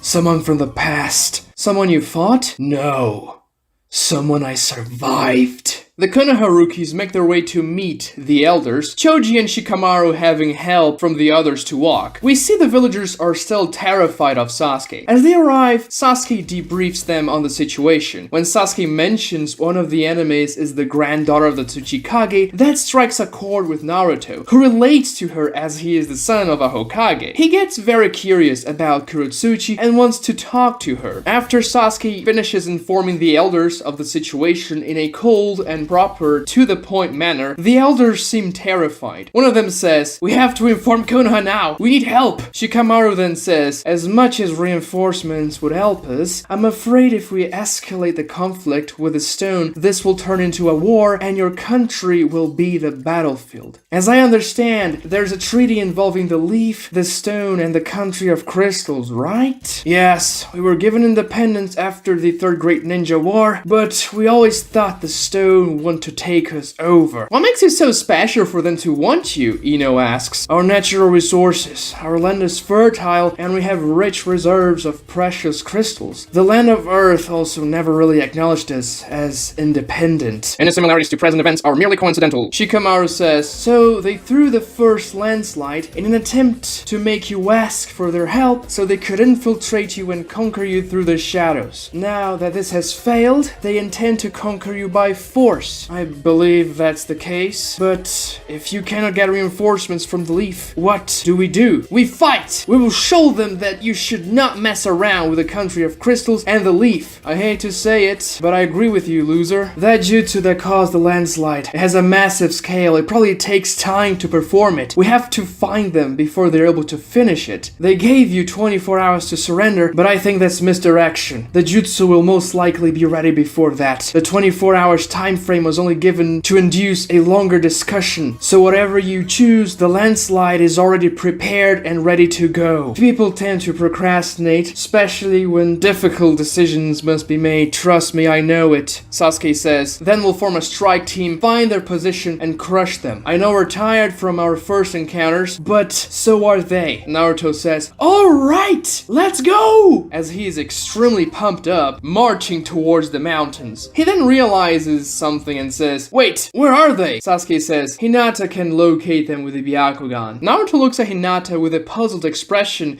as she says, blushing, I can use my eyes to see very far away. Naruto understands and says, oh, I see, that seems useful, as Hinata blushes even more. Sasuke then says, the assault team members will be myself, Hinata, Sakura, Naruto, and Shino. The rest of you will stay back and stay sharp in the off chance the enemy attacks the city again. Shikamaru and Choji understand the situation as they're hurt and wouldn't be able to contribute much in the fight. Ino seems sad about not going with Sasuke, but Kiba explodes and screams, why is this good for nothing excuse for a shinobi going and not me? As he points to Naruto. He's a demon! A piece of trash! Naruto screams in anger and runs towards Kiba to punch him. Sasuke is faster, however, and gets to Kiba quicker. Naruto stops as Sasuke stands in his way and says, Sasuke, move out of the way! Kiba grins with a condescending look at Naruto. Sasuke then backhand punches Kiba, sending him flying and hitting a wall in the elder's room. Sasuke stares at a bleeding Kiba and says, if you say another word about Naruto, you'll wish you had died in the fight today. Sasuke says that calmly, but with a cold, terrifying tone. Everyone in the room gets quiet. Sasuke then says, we're leaving in 10 minutes. Get ready. Sasuke is choosing not to take Kiba because him and Naruto together would destroy the team synergy, and he would obviously take Naruto over Kiba. Shoji and Shikamaru are hurt and can fight properly, and Ino's jutsu can't be used without Shikamaru, so she isn't going. The sun is setting. We cut to the 4 stone ninjas, and they appear to have drawn a massive chakra seal with earth style on the ground on the side of a mountain. The old captain says, it will take me 6 hours. Kurotsuchi, you'll protect me. Rain magma downstream on the mountain slope as they approach. He points to the genjutsu user and says, use a barrier genjutsu that should impede their long range of the Byakugan. This is a genjutsu I am making up. It's essentially an illusion that makes it seem like the place where they are is devoid of people. It can fool the Byakugan at longer distances, but as soon as the Byakugan is within 200 meters or so, it can perceive the people within the barrier. The barrier also allows the user to sense anyone who enters it. The captain weaves hand signs and he begins infusing chakra onto the chakra seals that give off a faint glow. The captain finishes his order saying, remember, when they appear, we kill them. We cut back to the Leaf Village. We see Hiruzen in his office, looking very apprehensive. Danzo enters the room and says, have you considered my idea? Hiruzen says, we are not sending reinforcements. We don't want this to turn into the 4th Great Ninja War. Danzo scoffs. We have military superiority over the stone. We could sweep the country of crystals and claim it to the land of fire. We would gain humongous benefits from it. And you just send 9 Genin rookies for the most important mission in years. Hiruzen replies, Danzo, you know why I sent them. I hoped that the Stone Village would back down after they saw the country of crystals didn't ask for their help in the crisis. I hoped they would simply back down. If we sent an army of high-level ninjas, we might as well declare war. Danzo says, and this is what must be done. Hiruzen, we can't lose that chance. The future of the Leaf Village depends on it. Hiruzen says, it does. and I believe in the shinobi I sent there. If we send reinforcements, we'll escalate the situation. Trusting that they will be able to handle it is our only hope to avoid a war with the land of Earth. Danzo says, frustrated, you know how stubborn the Tsuchikage is. He will never back down. We must strike preemptively. We haven't even heard any word from those kids. They might as well be dead by now. Hiruzen says, as I've already said, I will choose to believe in those kids. Danzo gets more irritated and says, and you risked the 9 tails on that mission. The boy is not his father, Hiruzen. He doesn't have an ounce of Minato's skill. Hiruzen replies, Naruto is a fine shinobi, Danzo. Talent is not the only thing that counts. You wouldn't understand that. You never have. Danzo sighs and says, if you had allowed me to move forward with my 9 tails experimentation plan, we could actually turn him into a viable weapon. The Leaf Village is the only ninja village that has a tail beast and refuses to use it. Hiruzen gets visibly irritated and says, that's enough! I told you Naruto is not an asset, and I will not allow you to lay a finger on him. Danzo says, yeah, you're also stubborn. By the way, why did you think it was a good idea to send the Uchiha brat to the country of crystals and make him the team captain? You're out of your depth. Hiruzen seems even more conflicted now and says, I thought to give Sasuke a chance to confront his inner demons, but we're done here. I forbid you to send any reinforcements to the country of crystals, at least up until we hear anything. Those 9 young ninjas are our best hope to avoid a lot of bloodshed. Danzo replies, and the Hokage dooms us all, as he leaves, and Hiruzen looks even more worried. This is a little plot twist. Hiruzen knew all along that the Stone Village was probably behind the landslide because of the history they have with the country of crystals, but chose to send a group of Genins trying to deter further attacks and not escalate the situation. Hiruzen is gambling on the rookies that they may succeed and avoid an all-out war. He also didn't tell them about it because they needed them to look naturally, as though they were only there to help the country of crystals and nothing else, so that a confrontation is not provoked. Hiruzen's plan A, the one he thought that the Stone Village would simply back off after seeing Konoha arriving to the country of crystals, failed. So now it's in the hands of the rookies to find a way to save the country of crystals and avoid a war between the leaf and the stone. They weren't briefed with that plan, but that's the conclusion they came up by themselves, and Hiruzen trusted that that would be the case, and that's why he sent them, because he believes in them. The last rays of sunshine fade in the distance. We see Naruto, Sasuke, Sakura, Hinata, and Shino getting ready to leave. As they all prepare, Naruto is excited and eager. Hinata, Shino, and Sasuke are focused, but Sakura, she has a look of fear and apprehension on her face. Sasuke notices that and approaches her. Sakura, are you okay?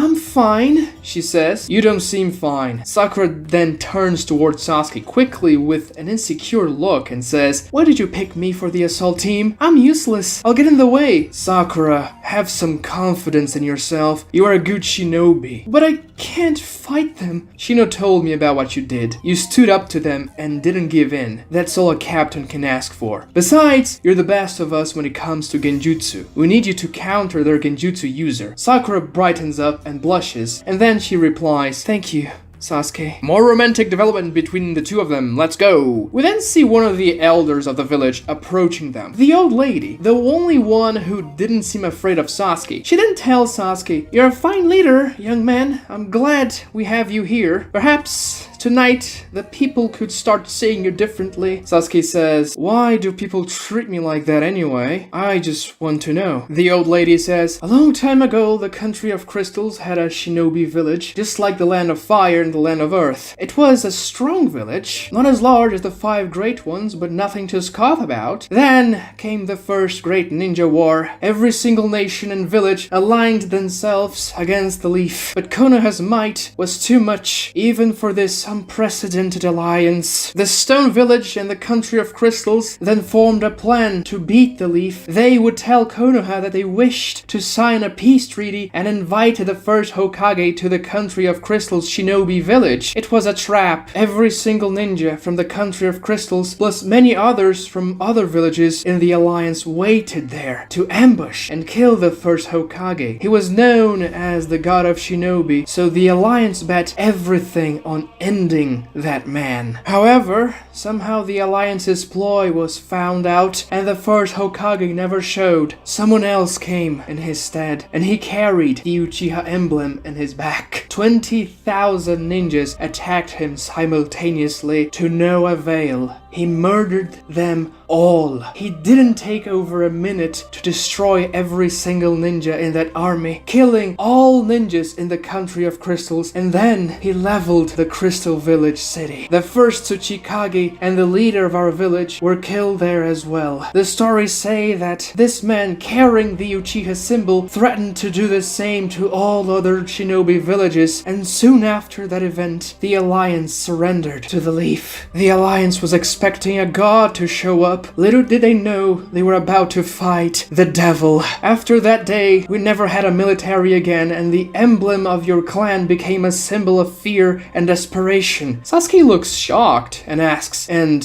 what was his name?" The old lady hesitates and says, "We don't really speak his name, but I'll tell you, his name was Madara."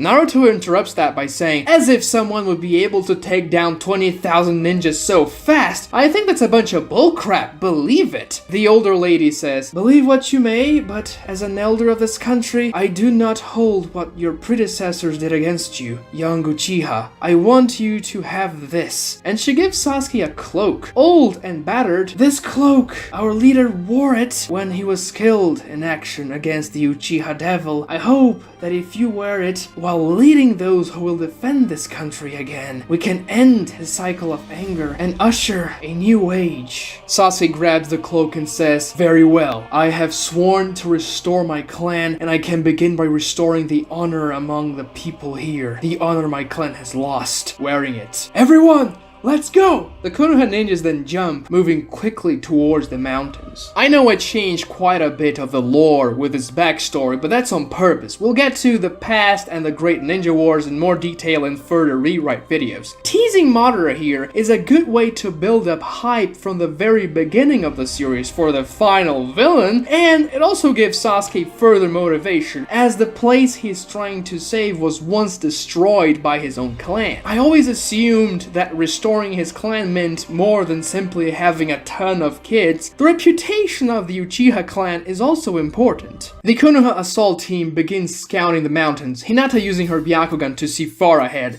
and Shino uses his bugs to try to find the enemy's location as well. Naruto looks at Hinata's Byakugan. If you think about it, those Byakugan veins are pretty intimidating. Naruto says, "Hinata, are you okay? Your eyes look funny." Hinata blushes and says, "Yeah, this is the jutsu that lets me see into the distance. I'm sorry if you think it looks weird." Hinata looks sad because of Naruto's comment. He then quickly tries to correct himself after noticing Hinata's reaction. "Oh no, it's really cool. I just, didn't know what it was." Hinata turns away, too shy to keep talking to Naruto, and Naruto thinks, "Man, this girl is weird. I mean, how would I know what those veins were?" Well, at least that healing salve did a pretty good job. An awkward interaction between the two where we can see Naruto is very clueless about Hinata's feelings, but he's not completely clueless. Once he sees Hinata got upset, he tries to fix the situation. Naruto should be clueless about women, but I think it's depicted to the extreme in the original, so I'm trying to make his relationship with Hinata seem a little more believable. A couple of hours pass and the group does not find a single clue about the enemy's location. Hinata seems tired of using her Byakugan so much, and as they find a clearing in the mountain forest, Sasuke says, "Let's rest here for a bit. Even if we find them, it will be no use if we can't fight them." Naruto, still a little embarrassed of what he said to Hinata, approaches her and says, "Hinata, are you okay? It looks like you're tired." Hinata, trying to hide her exhaustion, says, "I'm alright. I just have to catch my breath." Naruto smiles and says, "I know you can do it," as he touches her shoulder in a form of encouragement. Hinata Hinata blushes and smiles, happy with Naruto's support. We cut to the stone ninjas. The captain is still infusing chakra to the large seal on the ground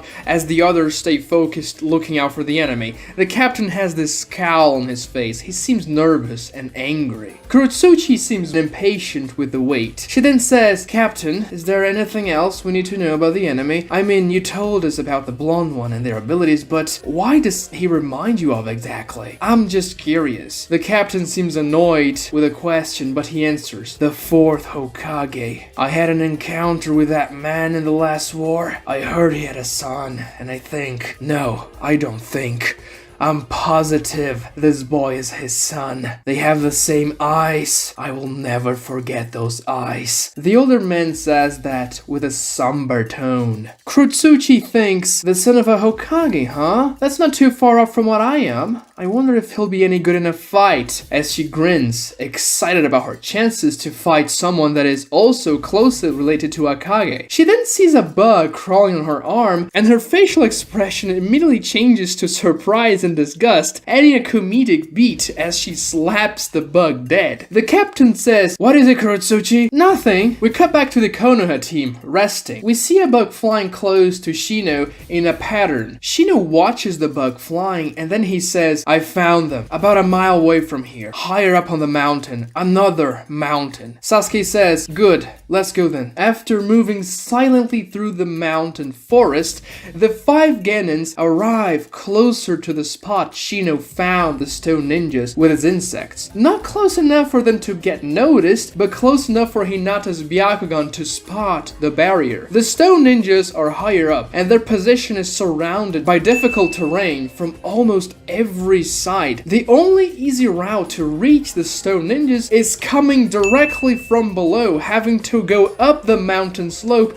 at a pretty steep angle. Hinata says, "I can see now. There seems to be some sort of chakra barrier around them, like a dome." Sakura says, "How far up does it go?" Hinata says, "About 5 meters high, but it covers a much larger area." Sakura says, "It's probably a genjutsu barrier. Makes it hard to locate them, and they can also sense if someone gets inside. Let's hope they assume Shino's insects were just from the forest and paid no mind." Sasuke says, "They have the high ground. Approaching from the sides would be too dangerous with those large rocks. It would be too slow and they would sense us before we could surprise them. Also, if we choose the route without the rocks on our way, we would have to go straight up the mountain, and the granddaughter of the Tsuchikage would probably use her lava, which would simply go down the mountain and destroy us. Does anyone have any ideas?" Naruto and Shino say at the same time, "I have a plan." Naruto smiling with excitement and Shino without showing much emotion. They both look at each other, surprised because they spoke the same thing at the same time. Sasuke then says, "Well, let's hear it, one at a time." So let's set up the battle map. The captain is in the highest position up the mountain, infusing chakra into the seal that will cause the landslide. The genjutsu user is located towards the center where he can maintain the barrier around a larger area. The ninja who was nerfed by Hinata is positioned in between both of them. And Kurotsuchi is guarding the direction which the Konoha ninjas are more likely to come from, where there aren't many rocks. They are counting on the genjutsu user to sense anyone approach to react to them, so Kurotsuchi is guarding the optimal location where Konoha can come in from faster, as she should be able to deter a large assault with her lava style pretty easy down the slope. We cut to Kurotsuchi. From far away, she spots 5 Konoha ninjas running towards her position using the easier path through the mountains to get to her. However, there's something very strange about the Konoha offensive. All of our 5 Konoha ninjas are rushing towards her and screaming at the top of their lungs. All 4 stone ninjas quickly notice the approaching Konoha ninjas, and the captain says, "Kurotsuchi, stay on guard." "Yes, I know," as the Konoha ninjas begin to get closer. Kurotsuchi thinks, "I doubt they would be stupid enough to attack us head-on. This is obviously a distraction. Maybe a pincer attack?" Kurotsuchi shouts to the genjutsu user that is sensing their surroundings with a barrier. "Anyone flanking us?" "No one." "Notify me immediately if you sense anything." The genjutsu user just says with a scowl, "Yes." Obviously I will. The 5 Konoha ninjas keep on screaming and running, getting closer by the second. As they get within her range, she sighs and says, "I expected more of you, son of the Hokage," as she uses her magma style to create a massive wave of lava that goes down the mountain slope towards the Konoha ninjas as they are running up the slope. They keep on screaming, even as they look at the engulfing wave of magma that's about to hit them. When the wave gets very close to them, however, Naruto uses the Shadow Clone Jutsu, creating 5 clones, one in front of each member of the assault squad. Each clone boosts one member of the squad and they all jump over the magma wave. They are now mid-air. Kurotsuchi says, "Just because you're mid-air it doesn't mean I can't hit you, you know?" She then uses another magma style attack, now smaller spheres of magma that she shoots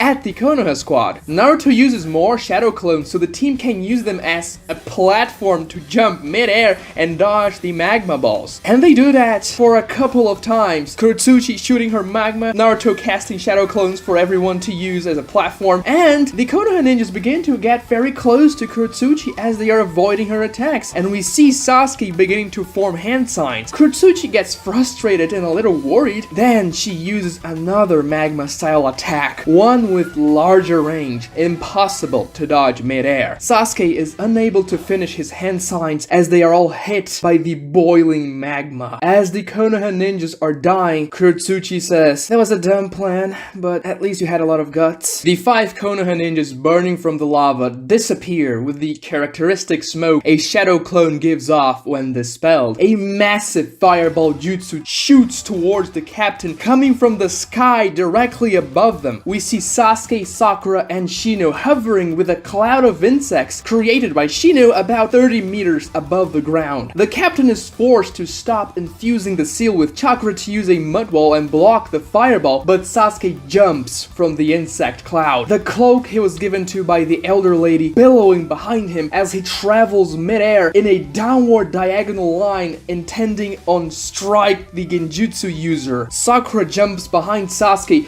as Shino flies with his insects to intercept Kurotsuchi that's coming to aid her allies. As the genjutsu user sees Sasuke flying straight towards him, the nerfed stone ninja tries to run and intercept Sasuke, but he won't be fast enough to get there in time. The genjutsu user then tosses the chakra-infused kunais at Sasuke. Sasuke then uses the Shuriken Phoenix Flower to counter his kunais. The shurikens clash with the kunais, and with several flashes of light, both kunais and shuriken lose their momentum mid-air as Sasuke just flies through them. The genjutsu user gets desperate now, and then he lowers his genjutsu barrier to cast another genjutsu instead. He weaves hand signs, and as Sasuke is about to reach him, he finishes them, completing the jutsu. He then smiles and says, "It's over, boy." The genjutsu user suddenly looks terrified when his genjutsu doesn't work because Sakura, who jumped behind Sasuke and is just trailing behind him, releases the genjutsu as soon as he finishes weaving the hand signs. Sasuke reaches ground level, landing a massive kick on the side of the genjutsu user's head as the nerfed ninja is arriving to help. Shino intercepts Kurotsuchi, who couldn't arrive in time to protect the genjutsu user, and attacks her with his insects. She counters the insects with magma style, and most of the insects die in the process. Shino also gets hit in the arm by some of the lava and gets severely hurt. As Kurotsuchi is about to perform another jutsu aimed straight at Shino to finish him off, a battalion of 20 plus Naruto Shadow Clones jump out of the rugged terrain surrounding the battlefield, Hinata among them as well. The clones and Hinata begin tossing kunais and shurikens towards Kurotsuchi, forcing her to stop the jutsu and dodge the projectiles. The nerfed ninja gets in melee range with Sasuke as the genjutsu user also recomposes himself. They both engage Sasuke in taijutsu. Sasuke uses his Sharingan to effortlessly read their movements and uses a really badass cool looking taijutsu combo, landing powerful hits on both of them. I'm imagining something like he did with the Mist brothers in the previous arc, but in a different way. This exchange will serve to make Sasuke look extremely badass. The cloak Sasuke is wearing should make things even cooler cooler as he pounds the two stone ninjas, sending them both flying with taijutsu attacks, and they land on the ground next to each other. As they fall down, Sasuke uses a fireball jutsu and they cannot react. The fireball hits both of them, leaving them with awful looking burns and almost killing them in the process. Sakura, who is just watching the exchange, is mesmerized by Sasuke's badassery. Sasuke pulls a kunai and motions to go finish both of the fallen enemies off. However, the captain, who went back to infusing the chakra seal on the ground, sees that and rushes to their aid. He activates his chakra wisps, increasing his speed, and is able to intercept Sasuke just in time to save his companions. He says, "I'm not letting you kill them, Uchiha brat." Sasuke stares at him with his Sharingan activated, and they begin an intense taijutsu exchange. Kurotsuchi, Naruto and his shadow clones, and Hinata are also engaged in melee combat. Shino stays out of it as his insects are mostly dead, he's very low on chakra and badly hurt. One of Naruto's clones escorts him to a safer location in the battlefield. This is the first time now that we see Naruto and Hinata actually working and fighting together, and they are surprisingly good, with a lot of synergy, covering for each other's weaknesses, protecting each other's backs. Kurotsuchi uses her earth style and water style as well as her taijutsu to take down many clones, but she appears not to be using her magma anymore because she has to conserve chakra. After all, she spent a lot of it on mere shadow clones. While they are engaged in battle, Kurotsuchi says to Naruto, "So you're the Hokage's son. I have to say you caught us by surprise." Naruto says, "Yeah, it was all my idea." This is not true, but Naruto is feeling good about himself. We can see Hinata chuckles when Naruto says that, even though they are locked in combat. It's not a mocking chuckle, but much more of a tender one. Naruto says, "And you must be the granddaughter of the Tsuchikage, huh? I thought you'd be more powerful." Kurotsuchi now chuckles and says, "You're a funny kid." We cut back to Sasuke fighting the captain. The captain is physically superior, but Sasuke makes up the difference with his Sharingan and precognition. After a lengthy taijutsu exchange, they both strike each other and get knocked back. The captain uses this moment to grab his two unconscious companions and yells to Kurotsuchi, "Regroup, now!" Kurotsuchi uses an earth-style jutsu to shoot herself upwards and towards her companions. She gets out of range for Naruto and Hinata, landing close to both her wounded companions and the captain. Kurotsuchi says, "Are they alive?" Looking at the two who got hit by the fireball, "Barely." Naruto yells at Kurotsuchi, "Running away already?" It seemed like Naruto and Kurotsuchi were antagonizing each other, but not in a mean way during the fight. Hinata and Naruto then join Sasuke and Sakura, and one of Naruto's clones is still by Shino's side, who's unable to fight a little further away. At this point, the captain and Kurotsuchi are at a standoff with Naruto, Sasuke, Sakura, and Hinata. Kurotsuchi then asks, "How did you ambush us like that?" We cut to a flashback as Naruto grins. We see the moment when Shino and Naruto had a plan at the same time. Sasuke tells them to explain the plan, and Naruto is eager to go first. He says, "I know what to do. We can rush them where it's easy for us to go up the mountain. And as the Tsuchikage granddaughter releases her lava at us, I'll use my shadow clones so we can use them as platforms to lift ourselves mid-air and avoid the lava." Sasuke says, "You know she will still be able to shoot us mid-air with her lava anyway." Naruto's face drops as he says, "I could use the shadow clones to create platforms mid-air too." Sasuke says,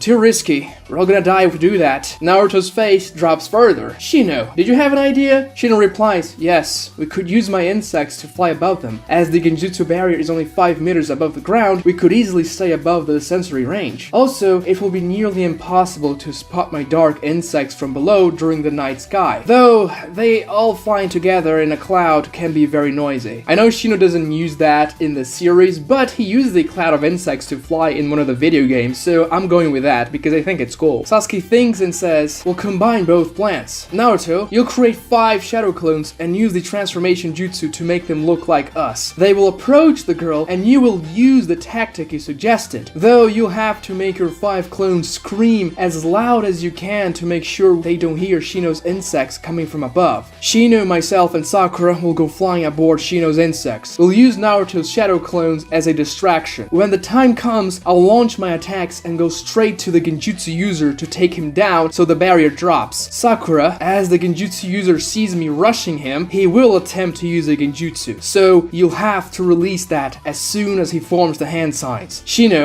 make sure the lava girl can't flank us. You'll have to intercept her. The real Naruto and Hinata will position themselves in the difficult terrain just outside of the barrier. Hinata, once your Byakugan sees the barrier is down, both of you attack the enemy flank. I think this is a really nice plan because it really shows all 5 of them working together, having great teamwork and bouncing ideas off of each other when they were making the plan. We cut back to the present. Kurotsuchi says, very clever, I have to admit, as expected from the prodigy Uchiha and the son of the 4th Hokage. Naruto blushes a little at that. Sasuke's cloak flaps with a mountain wind and he says, you're bitten, we've taken down 2 of yours. Surrender and let's not start a war over this. The captain says, you will never understand, boy. We carry the will of the Tsuchikage. Stand down or I'll unleash another landslide upon the village. Naruto gets really pissed at that. He points at the captain and says, who do you think you are, treating those people like pawns in your little war game? Stupid old man. They have families, they have lives. You are wrong. You attacked them. They were just living their lives and you came to mess everything up. People died down there. We see Naruto through the captain's POV and we get this image of Minato's face transposed with Naruto's face as he speaks to the captain, as he recalls Minato from long ago. It's similar to how Madara saw Hashirama's face on Tsunade. The captain gets stunned with Naruto's words and doesn't respond. Naruto then points to Kurotsuchi and says, and you, everyone always tells me that Kages are supposed to be noble and all good. Your grandfather told this guy to kill an entire village of innocent people. You should be the one to put a stop to it. Be better than him. You don't deserve to be called a shinobi. Kurotsuchi looks sad and ashamed, as she never really liked this part of the plan and was just going along and following orders. And now Naruto is pushing her buttons. Kurotsuchi attempts to mouth an answer, but she can't think of anything either. She seems to agree with Naruto. The captain finally snaps at Naruto and says, enough, Kurotsuchi, let's finish this, as he activates his chakra wisps and rushes towards the Konoha ninjas. Kurotsuchi seems conflicted, but follows him. The 2 ninjas from the stone engage the 4 ninjas of the Leaf Village in close quarters. All combatants are tired and running very low on chakra from fighting so much during the whole day. The captain quickly realizes Sakura is their weakest link and focuses attacks on her. He grabs a paper bomb and sticks it on Sakura's chest. The paper bomb starts to smoke, about to explode, and the captain lands a massive kick on Sakura's side, sending her flying away. She lands very wounded but conscious. The paper bomb still stuck on her and about to explode. Sakura is too weak to do anything about it.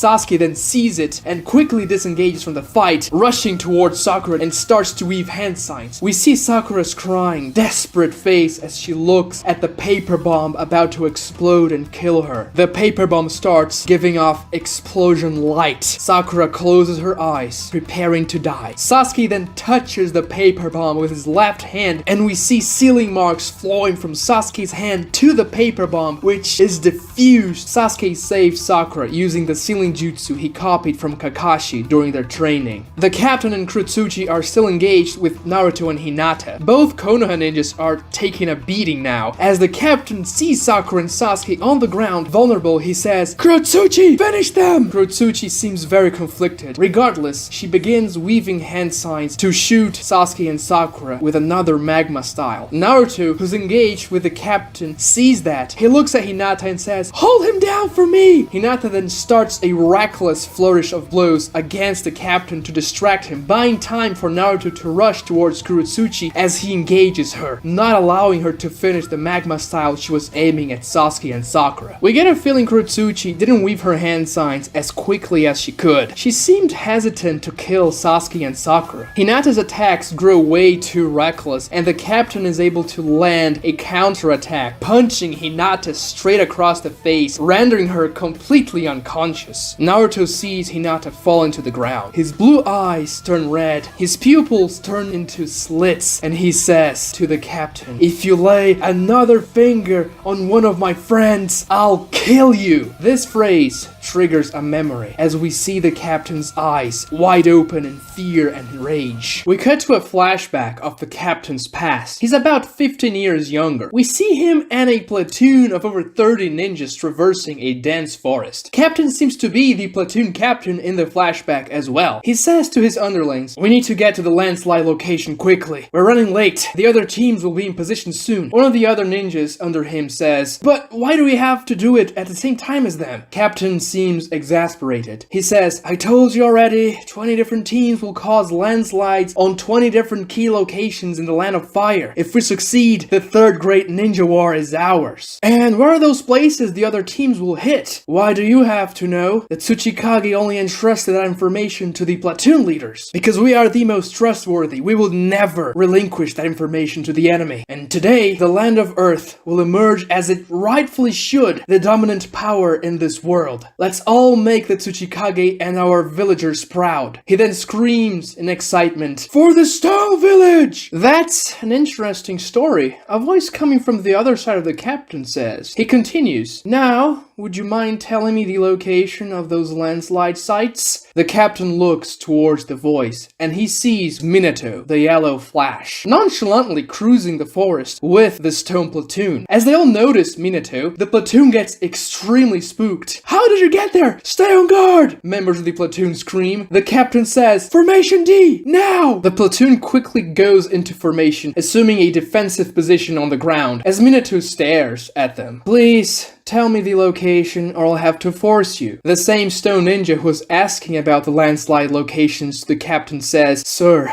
he's the yellow flash. We have flee on sight orders from our superiors. What should we do? Running is not an option. Today is a day of glory. We'll take him down." Minato sighs and tosses a dozen or so kunais around the platoon of ninjas aimed at the ground. The platoon is visibly scared. Noticing that, the captain says, "Do not cower, man! The resilience of the stone will prevail!" Before he finishes the sentence, every single member of his platoon, except for him, is beheaded, all at once, by what seemed to be an invisible force. Minato apparates in front of the captain, the last surviving member of his platoon. Now Minato has a menacing look in his face, holding a kunai that's dripping blood, and says, "Now, you will tell me the landslide locations, or I'll kill you." We cut back to the present, to Captain's POV, as he sees Minato's son uttering the exact same words Minato did all those years ago. "I'll kill you." Captain absolutely loses it. He is furious and he screams, "No!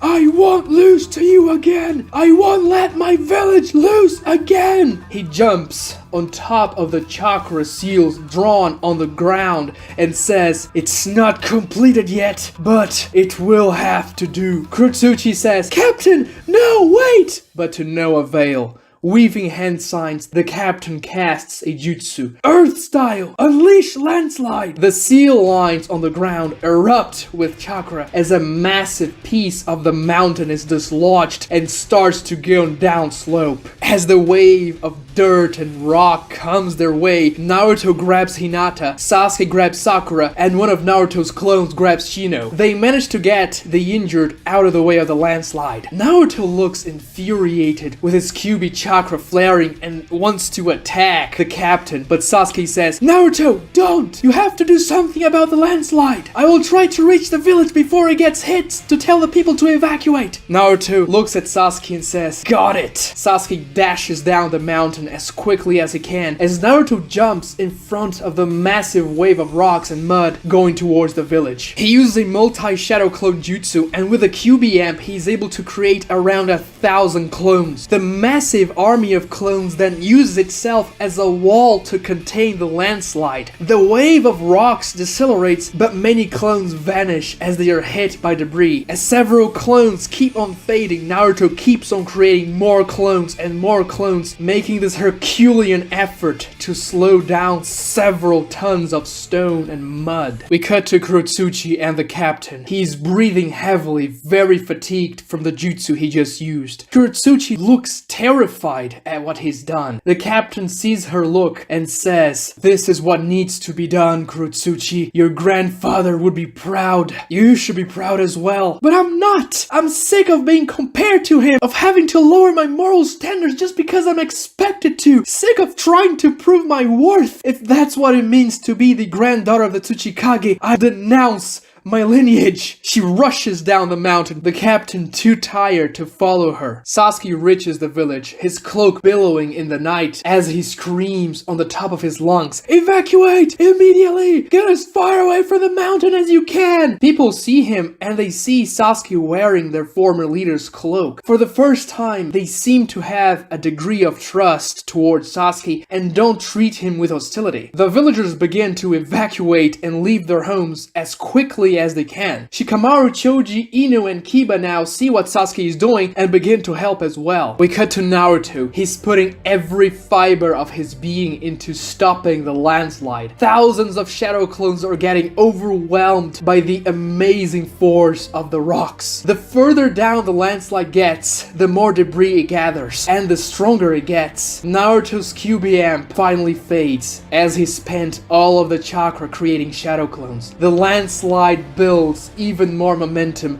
as Naruto is almost running out of clones. They are progressively getting swallowed by the landslide. Naruto creates more clones, but without the QB chakra, he can only create 20 or so, not nearly enough to do anything. Naruto stares at the massive avalanche of rocks, knowing this is it. After his grueling efforts, he smiles and says, "A death worthy of a Hokage. Believe it." Massive Earth-style walls erupt from the ground, decelerating the momentum of the landslide. We see Kurotsuchi screaming in an amazing effort to spam as many stone walls as she can to stop the rocks and mud. Naruto is able to get away in the nick of time. Kurotsuchi then says, still weaving hand signs and making walls appear, "Go! It's not safe here!" Naruto then replies, "No, I'm not leaving you!" Kurotsuchi then says, "You have to go! Tell everyone to evacuate! I will stop this thing! I swear by the honor of my village!" Naruto then nods and rushes towards the village. We see the Konoha ninjas in the village helping on the evacuation, carrying the children and the elderly with their powered up ninja jumps. Naruto then arrives. He creates 4 shadow clones with the last ounces of his chakra to help as well. Sasuke sees him and says, "What happened?" Naruto says, "I guess we got a new ally." They begin to hear the sound of the landslide as it comes down the mountain, getting close to the city. Naruto and Sasuke look at each other, nod, and rush to help more people. The landslide breaks through the mountain forest, and we see Kurotsuchi using earth walls and ditches to divert and slow the avalanche of rocks. The people in the village scream in fear and terror as the rocks and mud hit the village and begin destroying buildings. Kurotsuchi then focuses all of her will, casting even larger stone walls, and the landslide finally ceases. It hit a section of the town, but everyone had been evacuated from that area. Kurotsuchi falls on her knees in exhaustion as the landslide stops. The villagers cheer in relief and celebration. No one got hurt. The villagers begin thanking Sasuke for warning them and for helping with the evacuation. We see this awe-inspiring image of Sasuke standing tall, his cloak billowing, and the people around him showing extreme gratitude. It seems he may have begun reparations between his clan and this village. Naruto rushes towards Kurotsuchi and shouts, trying to find her. He finally does, as she is kneeling down, completely drained. She says, "I'm sorry, I couldn't stop it." Naruto says, "Don't worry, everyone is fine. You bought them time to leave. You saved them. I was wrong. You deserve to be called a shinobi, and you are a great one." Kurotsuchi smiles and says, "And you really are the son of a Hokage." Both of them begin to laugh with glee, but their laughter is cut short by the arrival of the captain. He says, "Kurotsuchi, you filthy little traitor! You'll be ousted from the village! You don't deserve to be called a shinobi! No, never mind being ousted. I'll kill you myself! I'll kill both of you, filthy children of Kage!" Captain rushes to attack. Kurotsuchi is too exhausted to do anything, but Naruto intercepts the captain. What ensues is a grueling taijutsu fight, as they are both completely out of chakra, akin to Naruto and Sasuke when they ran out of chakra in their fight in part 2. The captain says, "Your father killed many of my friends, and I will kill you now. I will redeem myself, and the Tsuchikage will forgive the sins of my past. I will never betray this town again. I will fulfill my mission." He kicks Naruto to the ground and grabs a kunai to finish him off. Kurotsuchi crawls, and on the ground, she grabs one of Captain's feet, saying, "Stop. Please! The captain stomps Kurotsuchi's head and motions to finish her off instead. As he's about to kill Kurotsuchi with a kunai, Naruto beheads the captain with his kunai. And as captain's head falls to the ground, Naruto says, "I told you I'll kill you if you laid another finger on my friends." Kurotsuchi seems sad, seeing a former comrade dying, but then she smiles and says, "Thank you. What was your name again?" "Naruto Uzumaki. I'm Kurotsuchi." A few hours pass as the celebrations die down. We see Kurotsuchi retreating her two wounded companions as Naruto and Sasuke do the same for Hinata, Sakura, and Shino. Now a few days pass, and we see that the leaf and the stone came to a peace agreement. Both sides now working together to help rebuild the village hit by the landslide. Kurotsuchi assumes the role of captain for her team. Her two companions didn't even question her. We also see a grave dug for the captain, who perished in battle, and both the stone ninjas and the leaf ninjas pay their respects to him. We can see Naruto very conflicted about what he had to do, even crying, because even though Captain's actions were misguided, he was still a ninja doing his best for his village and his people. During this time, we can also see the people from the village warming up to Sasuke. A week or so passes, and now the village looks much better. The earth-style jutsus really helped cleaning up. Both teams are now about to leave. As they say goodbye to each other, Kurotsuchi says, "I'll make sure my grandfather never raises a finger against this country again, and when I become the Tsuchikage, then things will change for real." Naruto smiles and points at her. "Ha! But I'll become Hokage before you become Tsuchikage, believe it." Kurotsuchi says, "How about a bet then? Whoever becomes a Kage first has to go to the other's village for the inauguration ceremony. You got a deal." As the Leaf Ninjas are about to leave, Sasuke finds the elderly woman who gave him the cloak. He motions to return the cloak, but she refuses it, saying, "No, this cloak is yours. You saved this village, this country, you and your friends, but you were the leader. You were the first ninja who led an army here in generations, so this belongs to you. Wear it to remember what you fight for." Sasuke looks at the cloak and seems conflicted. It seems like his desire for vengeance and his will to protect others are in conflict. He finally nods, takes the cloak, and says, "I will." The Konoha 9 return to the village after being successful in their mission in the Country of Crystals. All 9 of them present themselves to report their mission in the Hokage's office. As team captain, Sasuke debriefs Hiruzen about everything that happened. Strangely, Naruto doesn't look proud when Sasuke mentions what Naruto has done. He has this concerned, maybe conflicted expression on his face. He seems even more perturbed when Sasuke says Naruto killed the enemy captain. Kiba looks pissed when Sasuke mentions his insubordination, but other than that, Sasuke finishes his report without many things to notice. Hiruzen says, "Great work, as I expected from you. Now, I'll ask all of you to keep this a secret, as no one should know that the leaf and the stone had this tense situation. It could lead people to take the wrong conclusions. You will all receive the compensation for an A-rank mission." When Hiruzen says that, most of the Konoha 9 ninjas seem very happy, except for Naruto, who is still concerned. The office door opens, and Danzo enters the room. He stares at the Konoharukis with this menacing look on his face, lingering his gaze on Sasuke and then on Naruto. Naruto stares back at him and says, "What do you want, old man?" Danzo ignores him and walks towards Hiruzen. He then says, "So, your little plan worked out?" Hiruzen replies, "Indeed, Danzo, I told you to trust these ninjas." Danzo scoffs. We get the impression that Danzo was eavesdropping when Sasuke delivered his report. He then stares at Sasuke for a while and says, "I suppose sending the Uchiha boy was the right decision after all. It seems his leadership made a difference." Sasuke remains stoic, staring at Danzo. The room grows quiet for a moment. Everyone notices the tension created by Danzo entering the room. Danzo finally says, with a condescending grin, "He reminds me a lot of his brother, doesn't he, Hiruzen?" Sasuke's expression instantly turns into rage. He activates his Sharingan. "What did you say?" Danzo stares back at him and says, in disappointment, "Never mind. He would never let his emotions control him. You seem to be unlike your brother." Hiruzen cuts him and says, "Danzo, enough!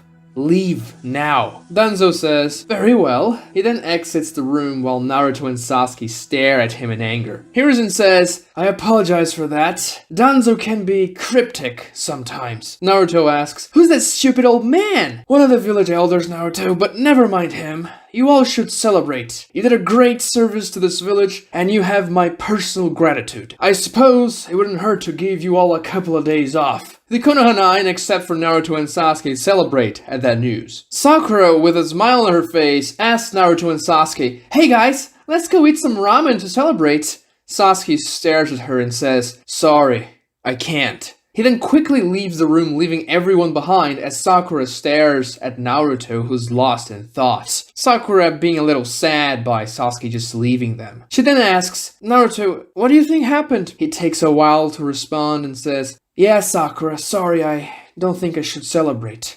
Sakura is taken aback, and then she leaves the room with the other Genins. The only one who stays in Hiruzen's office by this point is Naruto. Hiruzen looks at Naruto and says, Naruto? Naruto seems to want to tell him something, but Hiruzen being a Hokage really affects Naruto's ego because of his dad. Naruto's stubbornness finally gives in, and he says, I killed a man on that mission. Hiruzen looks at Naruto with an understanding expression. His face is very gentle and tender.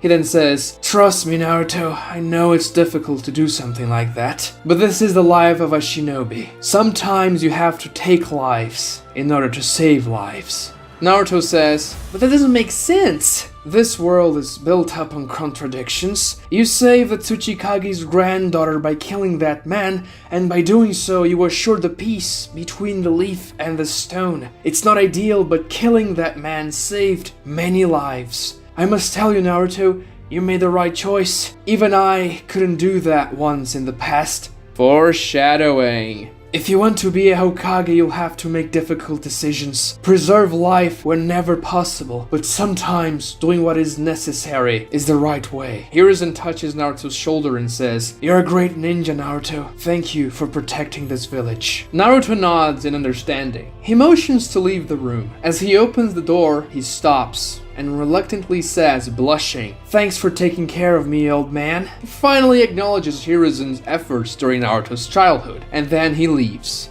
We cut back to Hiruzen, and we can see he is teary-eyed. I think this is a good scene to develop Naruto's relationship with the third Hokage, so we get more attached to Hiruzen. And I think it's also interesting for Naruto to grapple with the fact that he killed a person. We cut to Sasuke, who's jumping around the Konoha roofs. He seems to be looking for someone. He then finally spots who he's looking for as he sees Kakashi in a small Konoha restaurant drinking some hot tea. Sasuke enters the restaurant and Kakashi looks at him, saying with a neutral expression, congratulations on the mission, Captain. Sasuke says, never mind that. We need to talk. Kakashi looks at his cup filled with tea and says, can it be here? Sasuke says, no. Kakashi sighs, puts some money on the table and leaves the restaurant with Sasuke. We cut to Kakashi and Sasuke on the same rooftop Kakashi introduced himself to Team 7. Kakashi then says, well, Sasuke cuts right to the chase. Who was Madara Uchiha? Kakashi closes his eye in understanding and says, well, I see that your time in the country of crystals revealed some things to you. Sasuke impatiently says, answer me. Kakashi looks at him with a more serious expression now and says, Madara Uchiha was the man who founded the Leaf Village with the first Hokage. He was the leader of the Uchiha clan once. Sasuke says, then why haven't I ever heard anything about him? We learned all about the Hokage in the Ninja Academy, even things they did that weren't so good. Kakashi says, it's complicated. Everyone believes somewhere in the past the archives were dismantled, so everything about Madara Uchiha was taken out. No one knows exactly about his story now, but what I can tell you is that he left the village and eventually fought the first Hokage over control of the Land of Fire. Madara lost. I think by the time the second Hokage came, he made sure as little information as possible was known about Madara. And that's why, well, we don't have information about him in the library and no one teaches you about him in the academy. Sasuke says, but why? Sure, he did some terrible things, but we have extensive records of many criminals from the village and from abroad. Why delete everything about Madara? Kakashi says, I honestly don't know. As you may have noticed, Even though Madara was one of the most powerful shinobis of his time, the real facts about his life are not well known. There may have been a reason why the second Hokage didn't want others to know about Madara. I know why you're asking me this, Sasuke. Rest assured, we all have bad ancestors, but having someone bad in your family doesn't mean you'll be a bad person. You, above anyone else, should know that. I don't think you should worry too much about this Madara stuff. It happened several decades ago.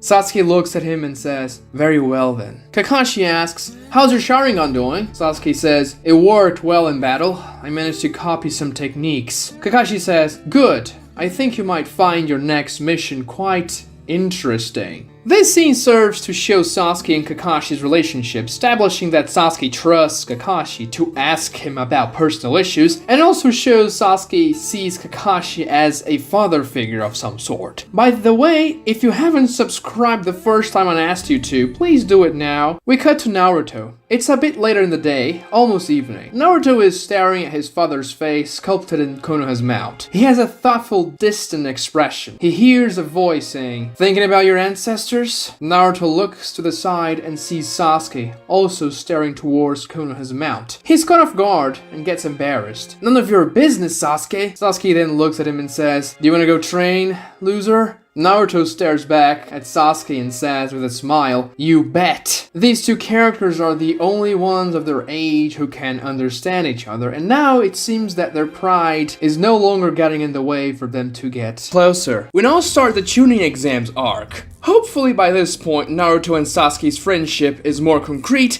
and Team 7's connection with the other rookies is better established, so the arc can be even more satisfying. Honestly, for this arc, I'm not changing a lot of things. Mostly of what I'm doing is just adding a decent amount of stuff. I think the tuning exams is a near perfect arc, so most of the things I'm adding here are much more of a setup for things in the future or minor things that I just think would be cool. But I am making a couple of changes as well. The introduction of the Sand siblings and Team Guy goes about the same way in the original, but with two small changes. The first one is that obviously Konohamaru doesn't exist, so we'll have Kankuro provoke Naruto instead of Konohamaru. Sasuke then arrives, tossing that rock at Kankuro, and then Gaara arrives as well, and the scene goes about the same way. The next small change is that when Rock Lee essentially declares his platonic love for Sakura and she's creeped out by him, we get a quick panel of Sasuke looking a little jealous, establishing that he doesn't like other guys hitting on Sakura. After that, when Team 7 enters the room for the written exam,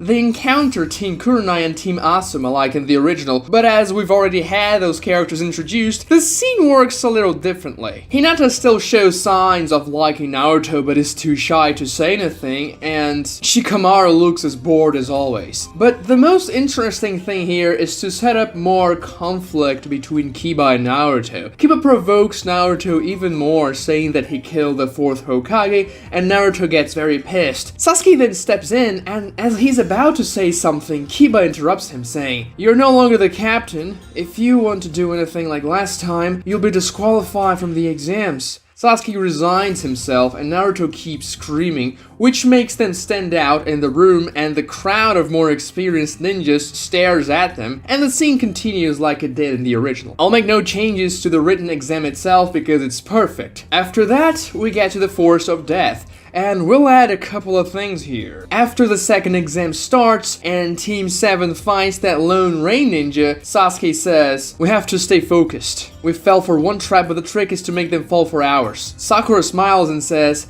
"I knew you'd have something in mind, Sasuke." Naruto seems a little annoyed at that, but also because he was captured by the rain ninja before, and says, "Why do we always have to go with your plan, Sasuke?" Sasuke says, "My plan? Who said it's mine? We'll do your plan, Naruto." We cut a little bit to the future as Team 7 is now walking on the Forest of Death ground level. Naruto is speaking very loudly and boasting that he will be the one that takes on all other teams and gets all the scrolls. Suddenly, a barrage of shurikens and kunais is shot from the trees towards Team 7. They do their best to evade them, but all of them are hit in non-lethal parts of their bodies. We see 3 ninjas from the grass village erupting from the trees and rushing towards Team 7. One of them is a red-haired girl. You would recognize her as a younger Karen. Karin uses her Uzumaki chain attack, a smaller version that she would eventually use in the war arc to attack Team 7 from a distance on top of the trees, and her two teammates engage Team 7 in melee, descending to ground level. As they engage Team 7, a fireball from the tree line is shot towards Team 7 itself and the two grass ninjas that they were engaging, impacting and destroying them. Team 7 were shadow clones who got dispelled after the impact, and we see the grass ninjas defeated on the ground. We see that Sasuke was the one who shot the fireball, and Karin looks at him after he just downed two of her companions. Sasuke then says, "I think now is a good time for you to surrender your scroll."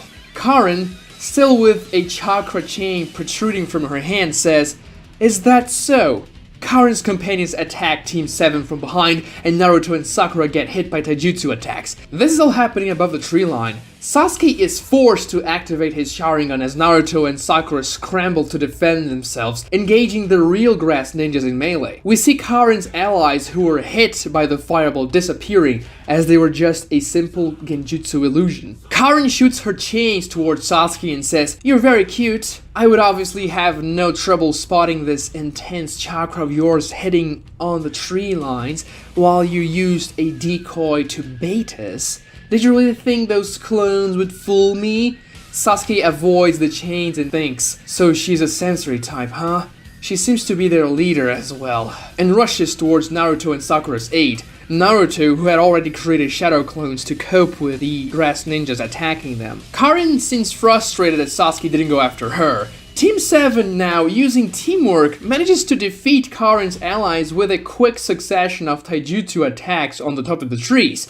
Naruto and Sasuke land simultaneous kicks, one for each of the enemies, tossing them to the ground. Sasuke jumps towards their direction, but he is intercepted by Karin's chain. He manages to dodge it again mid-air now by sticking a kunai in one of the trees and using it as leverage. Karin looks at him doing that dodge and thinks, "So cool." Sasuke changes direction and uses the tree trunk to propel himself towards Karin, dodging another attack from her chains. Sasuke then engages her in melee, and she doesn't have much of a chance here. Sasuke lands a taijutsu combo, quickly defeating her as she also falls to the ground like her companions. Sasuke jumps on top of her, restricting her moves, and puts a kunai on her neck, imitating what Kakashi did to him during the bell test. Sasuke says, "Now, I really advise you to give us your scroll." Karin seems flustered because Sasuke is touching so much of her body and seems to be oddly enjoying her position. She blushes and says, "Fine, it's in my back purse." Sasuke reaches into it and grabs her scroll. He lets her go and she says, "I thought you were gonna kill me." Sasuke looks back at her and says, "Just stay out of our way. See ya." He jumps back to Naruto and Sakura's position on top of the tree line. He looks at the scroll and sees that it's exactly the one they needed to have a matching pair and pass the exam, and says, "We got it, let's go." Team 7 then leaves Karin and her team defeated in the forest. This is a nice scene to introduce Karin as she becomes more prominent in Shippuden, and we see in her flashback that she encounters Sasuke in the Chunin exam, so let's actually show that for real. Also, we get a glimpse of what Karin's powers will be like with the Uzumaki chain. It's not nearly as powerful as Kushina's, but Karin is still 12 by this point, so she has a lot of room to grow. I intend to make Karin a much more powerful ninja when Shippuden rolls around. Now there's a scene that happens a little later that I'll make happen earlier in the rewrite. It's the scene when Team Guy splits in order to find more scrolls on Neji's orders. The same scene happens in the same way, but Neji says one additional thing. He tells his team that they should get as many scrolls as they can from every team they encounter after they scatter, so less candidates are able to advance to the next phase. So even if they were to find repeated scrolls, they are to keep them as many as they can. Rock Lee and Tenten nod, and the scene ends the same way with Team Guy scattering. We cut to Team 7 jumping on forest trees, moving quickly and trying to be as silent as possible. Sasuke says, "Now we have both scrolls. We just have to get to the tower. Sakura, I'll leave one of the scrolls to you." Sakura blushes and says, "But Why? Sasuke, you're much stronger, you should have both of them. Naruto interrupts and says, no way, Sasuke, I should be the one to get a scroll. Sasuke sighs and says, I'll keep one scroll. If I keep only one, even if I'm captured, they'll think we have only one scroll as the entire team, and we will probably be able to keep the other scroll in the worst case scenario. Sakura, you'll keep the other scroll. You'll use a genjutsu illusion to make it appear as something else. Naruto, you're too clumsy, you don't take good care of your things. That's one of the reasons Sakura should keep it. Naruto growls a bit, saying that he can take care of his things just fine. Sasuke thinks for a while and says, Sakura, use 2 genjutsu illusions. Make the real scroll appear as something else, and make something else appear as the scroll to work as a decoy. Naruto, you keep the fake scroll as a decoy, and Sakura will keep the real thing disguised as something else. I'll be keeping the other scroll without an illusion on me. Sakura says, but then shouldn't we disguise your scroll as well? Sasuke says, no, if we all go down, they'll be looking for the scroll. If I, the team captain, have the scroll, they're likely not to look too deep into the 2 of you for another scrolls, and when they find Naruto's decoy, they'll not even question it. So, even if we are defeated, supposing that we don't die in the process, we should be able to keep the scroll Sakura is disguising. Naruto says, who says you're the team captain now? Sasuke grins and says, well, the 3rd Hokage thought it was a good idea. Naruto scowls and says, oh, that old man doesn't know anything. Believe it. Sakura interrupts Naruto, screaming at him, Naruto, Sasuke is obviously the best choice to be the captain. He already proved that he can do a great job. Naruto says, but Sakura. Sasuke interrupts both of them now and says, both of you, we have to be quiet. We want to remain undetected until we get to the tower. He changes the subject and says, it's getting late, so we should find some place to sleep overnight. This is a 5-day test, so there's no need for us to drain ourselves too much on the first day. As the night comes, Team 7 finds a cave-like alcove that's pretty well hidden in the forest, where they decide to stay overnight. Sakura uses her genjutsu to transform one of the scrolls into a kunai, and one of her kunais into that same scroll, and then she gives the decoy for Naruto to keep like Sasuke told them to. Sakura then uses another genjutsu illusion to disguise the alcove, making it seem like the entrance is blocked by a large rock, so people can't see through the entrance. But Team 7, who is inside of the alcove, is able to see just fine outside of it. I think these genjutsus are a good way to show Sakura's abilities developing further and make her a bit more useful than she was in the original. As Team 7 sets in the small cave, Sasuke says, we'll take turns to watch the outside for enemies during the night. If you see anyone, don't make any noise and do not engage unless they notice us. Sakura thinks, I'm sleeping right next to Sasuke tonight. And she seems very excited. Naruto thinks the same thing about Sakura, by the way. Sasuke notices both of them daydreaming and says, just because we're resting doesn't mean you can lower your guard. Stay sharp. I'll be the first on watch duty. Naruto grins as he'll be sleeping first with Sakura. As both of them lay down, Naruto tries to get a little closer to Sakura, but she sees what he's doing and kicks him straight in the balls, saying, stay on the other side of the cave, you pervert! Naruto cries in pain, saying, I'm sorry, Sakura, and he just crawls to the other side of the cave. Eventually, they both fall asleep and Sasuke starts his watch. A few hours pass and nothing really happens. Sasuke eventually gets bored during the watch and catches himself staring at Sakura while she is asleep. When he realizes what he's doing, he blushes and quickly turns away back to his watch duty. More time passes and Sasuke spots a figure in the night's darkness, over 100 feet away from him. The figure appears to be coming towards his direction, but not in a straight line. As the figure gets closer, hopping from tree branch to tree branch, Sasuke activates his Sharingan. As the figure approaches, it's clear that it's one solo ninja. Sasuke tenses up, preparing for a fight, even though the figure doesn't appear to be going straight towards their position. Eventually, Sasuke gets a clear view of the figure when it's within about 20 feet of the alcove. It's Neji Hyuga. Sasuke thinks back to how badly Rock Lee stomped him and how Rock Lee told him about Neji was far beyond Sasuke's abilities. He also doesn't think Sakura's genjutsu barrier would stop the Byakugan from such a close range, but Neji doesn't appear to have the Byakugan activated. Neji looks around, it doesn't seem like he's seeing through Sakura's genjutsu. Sasuke looks intently at him with his Sharingan activated. Neji then starts to walk away. Sasuke relaxes ever so slightly. Neji then pauses, and Sasuke tenses up. Neji says, "Did you really think I wouldn't see through that barrier?" Sasuke tenses up back again, much more than before. He looks towards Naruto and Sakura. They're both still deep in their sleep. Neji continues to speak, still with his back turned towards the alcove entrance and Sasuke. "I wanted to see what you would do once I turned my back away. I thought for certain that you would attack. Now, as you didn't, there are a few possibilities as to why. 1. You are all weak and are not confident in attacking a lone shinobi. 2. You know how powerful I am and you didn't want to cross me. 3. You already have both scrolls, so starting a fight wouldn't benefit you." Sasuke remains silent, thinking about what he could do. Neji finally turns around, facing Sasuke's direction. His Byakugan is activated. Sasuke knows the basics about the Byakugan as he read about it in Hinata's ability portfolio when he was squad captain for their mission in the country of crystals. Neji approaches the entrance. He then says, "The genjutsu may camouflage your exact location to me, but I can still see all 3 of you in there. Why don't you come out?" Sasuke doesn't reply. Neji then releases the genjutsu barrier, revealing Team 7, Sasuke in a battle stance, Naruto and Sakura still sleeping. Neji sees Sasuke and recognizes him. "Ah, it's you. Lee told me about your little encounter with him. Didn't fare so well, did you?" Sasuke scowls. Neji looks at Sasuke's eyes and says, "So this is the Sharingan, huh?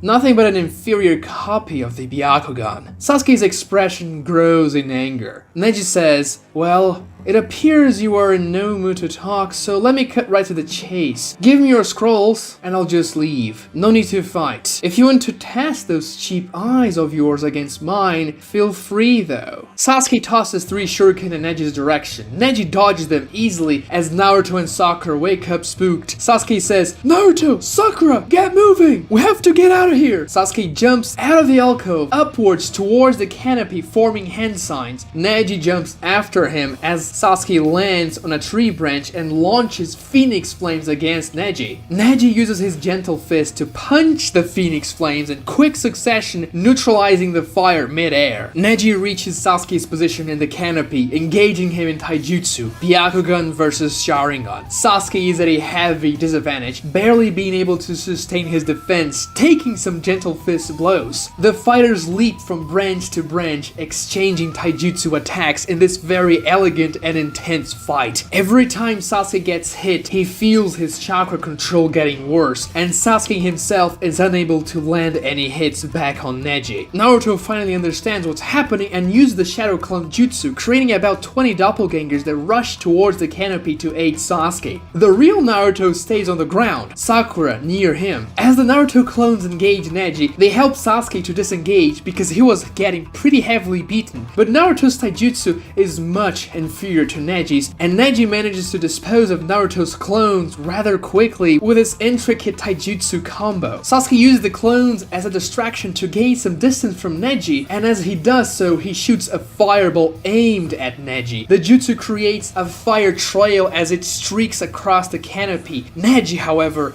is able to dodge it, and he says, "I know you and the little 9-tailed demon over there have a scroll each. This fight could have been avoided, but you won't listen." Naruto, hearing that, screams, "Yeah! We have a knack for that!" as he creates more shadow clones to go after Neji. However, the Hyuga changes his target now and goes after Naruto and Sakura. Naruto creates even more clones trying to protect them. Neji lands on the ground as over 30 shadow clones surround him. Sasuke yells, "Naruto! Hold him in place! Believe it, I will!" All clones attack Neji at the same time, trying to grapple him. Neji starts defeating clone after clone, but Sasuke jumps directly above Neji and the clones and launches a fireball aimed straight to the ground right where Neji is fighting the clones. Neji looks up and we get a quick glance of Neji beginning to move in a circular motion as the fireball impacts, exploding and creating a small crater on the ground. All clones are destroyed and Sasuke lands on another tree branch after his jump.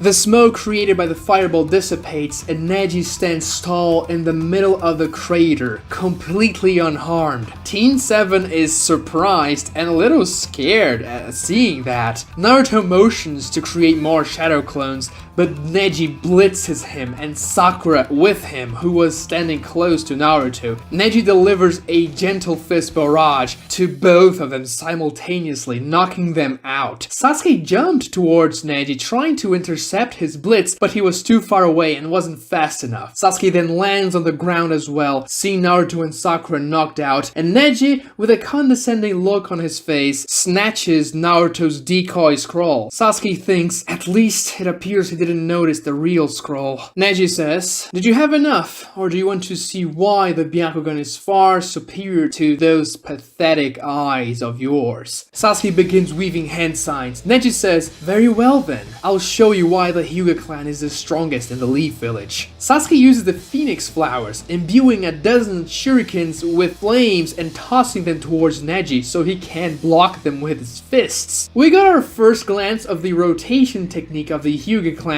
when Neji tanked that fireball, and now we'll get a second glance. We don't understand what Neji is doing yet, but he forms his chakra around the points the shuriken will impact, creating the barrier. Without rotating, the fiery shurikens hit the chakra barriers with flashes of light and fire but do nothing to Neji. He doesn't do the rotation because it's not necessary. The rotation is only used as a way to use the jutsu offensively, but here Neji just essentially creates a basic chakra barrier to tank the shurikens. Sasuke sees Neji expelling that chakra with his Sharingan and using it as a shield, but can barely think about it, as even though Sasuke tries to get out of Neji's reach, Neji catches up to him and they engage in melee once again. This time there's no one to help Sasuke. Sasuke puts a brave resistance in a fierce taijutsu exchange, but Neji eventually uses his gentle fist to knock him out. Sasuke wakes up with Naruto and Sakura screaming his name and shaking him. He is back at the alcove. He quickly checks for his scroll. It is taken. Sasuke punches the cave wall in frustration. Naruto is very pissed as well and he says, that guy will pay for what he did, believe it. Sakura says, at least we have one of the scrolls. Your plan worked, Sasuke. We still have time to get another one. Sasuke is very frustrated. First Rock Lee and now Neji stomped him. Naruto also thinks that those guys are really powerful because they were capable of defeating himself and Sasuke easily,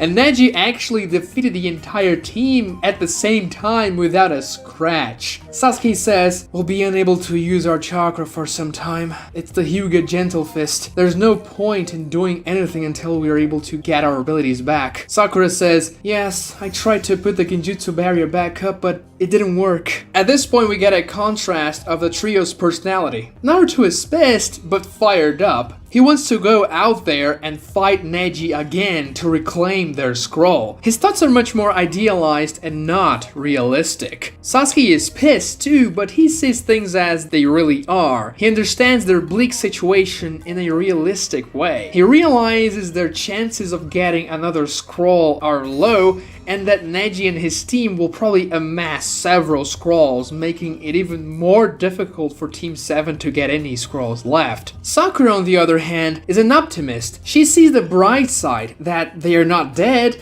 and that Sasuke's plan of concealing one of those scrolls worked. She has faith that Naruto and Sasuke will be able to get another scroll, and she believes in them. So, instead of Neji encountering Team Asuma, I made him encounter Team 7 in the Forest of Death. That serves a couple of purposes. First, to get the Sasuke vs Neji fight, which was hyped up during part 1 and never happened. It may be soon for it to happen here, but don't worry, there will be a rematch. Second, Neji is a little meaner in this version, as he wasn't going after everyone's scrolls in the original. After all, he left Team Asuma alone. But if you were one of the most powerful ninjas in the exam, getting as many scrolls as you can to diminish your competition in further phases of the exam is actually a really valid strategy, and that's what Neji is going for here. And also, he didn't want to kill anyone. He was just, okay, I'm gonna get the scrolls. So he didn't finish Team 7 off, he just knocked them out. But of course, he is still very arrogant, as I try to portray that in that encounter with Team 7. We also get a good contrast of Neji's personality with Rock Lee's personality. Neji attacks and steals a scroll from Team 7, as Rock Lee will try to save them later when they encounter the Sound Village team. This also serves as a build-up for Neji and his eventual fights with Hinata and Naruto as well. Having this additional encounter will make the Forest of Death seem an even greater ordeal, and that's what I'm aiming for. Also, this is a 5-day test, so let's make Team 7 really stretch their time limit, and let's make this very clear during the narrative, so that the entire situation is even tenser. Team 7 rests as best as they can given the circumstances in the alcove. As morning comes, they realize their chakra is still blocked by the gentle fist attacks. Sasuke orders them to wait, which really frustrates Naruto, who calls Sasuke a coward, but Sasuke tells Naruto to imagine fighting someone as strong as Neji without using their chakra. Naruto finally understands.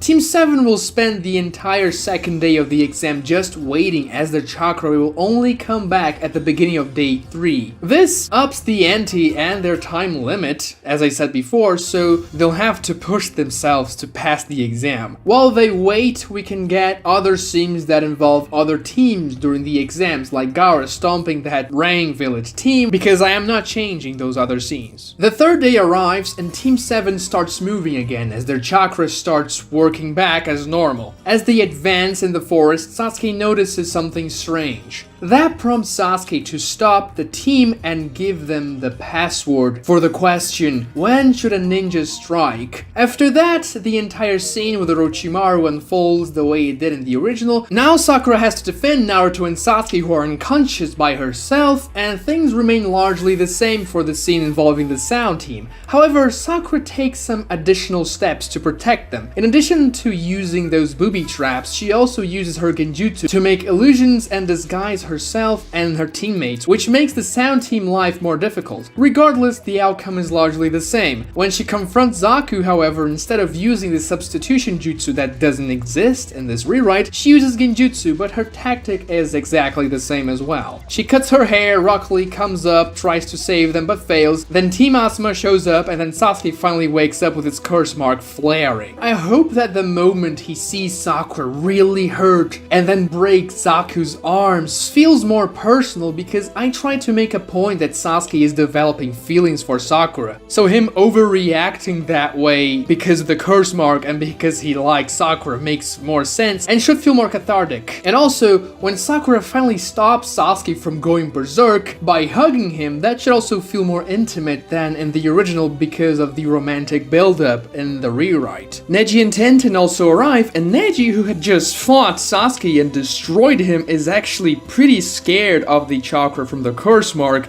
and remarks, how could he get that much more powerful in such a short time? After that, things in the Forest of Death happen similarly to how they did in the original, with one difference. Sasuke is in really bad shape, much worse than in the original. He can barely walk, and he vomits every 15 minutes or so. The curse mark has much worse effects than it did in the original. Sakura takes care of Sasuke while he's in that state, and Sasuke blames himself for being so useless, but appreciates Sakura's help, and we can get a tender moment of Sakura trying to help Sasuke as much as she can. Naruto gets jealous of Sasuke for getting so much attention, but also worried because something definitely appears to be wrong with Sasuke. Kabuto also appears to help Team 7, and as Sasuke is completely useless, Naruto has to do all the work until the end of the Forest of Death, so he essentially solos those rain ninjas that they encounter in the end to get the second scroll. Making that fight grandier would be a good way to show Naruto's development as well, but nothing too major. I want to feel like Naruto was really the one who made them pass at the end, and that will be what prompts Sasuke to tell Naruto he wants to fight him as well as they are about to start the preliminary fights. Speaking of which, everything remains largely the same during the preliminaries. The same fights are fought, but as we know all the rookies better in this version, we should be more attached to them in every fight. Naruto's fight with Kiba should feel even more cathartic as well, because Kiba was an absolute jerk to Naruto in every situation he could. And yes, I'm keeping the fart in there. I know some people don't like it, but I do.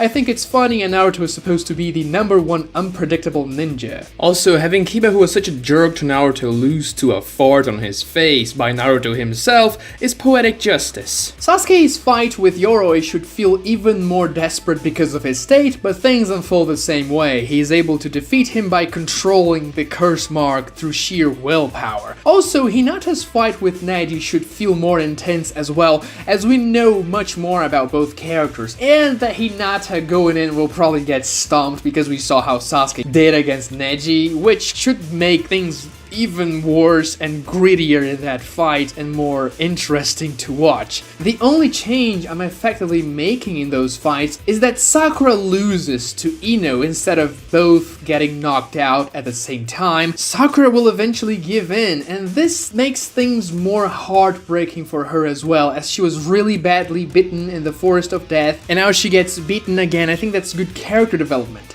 I know a lot of people don't like this fight, Ino versus Sakura, but honestly, I don't think it's even that bad. I think people don't like it because it ends in a draw, and that's a big cop-out. So, Sakura losing here will progress her character more, as she feels powerless compared to Naruto and Sasuke, and I think people would enjoy the fight much better if they had a clear winner. For the finals bracket, all fights remain the same, but Ino would fight Dosu, and Shikamaru would fight Temari from the get-go. Both Ino versus Dosu and Shikamaru versus Temari are then fights that are technically in a less advanced round than Sasuke versus Gaara and Neji versus Sasuke and Kankura versus Shino, because of the way of the numbers, and you just can't make a bracket that fits perfectly, so you have to give those fighters more fights, and it's gonna work out the same way eventually. The preliminaries end, and Naruto goes after Kakashi to get trained by him. Kakashi then passes Naruto over to Iruka and goes to train Sasuke. In the original, Ebisu was the one who began Naruto's training, but Ebisu doesn't exist here, and giving a little more screen time to Iruka won't hurt.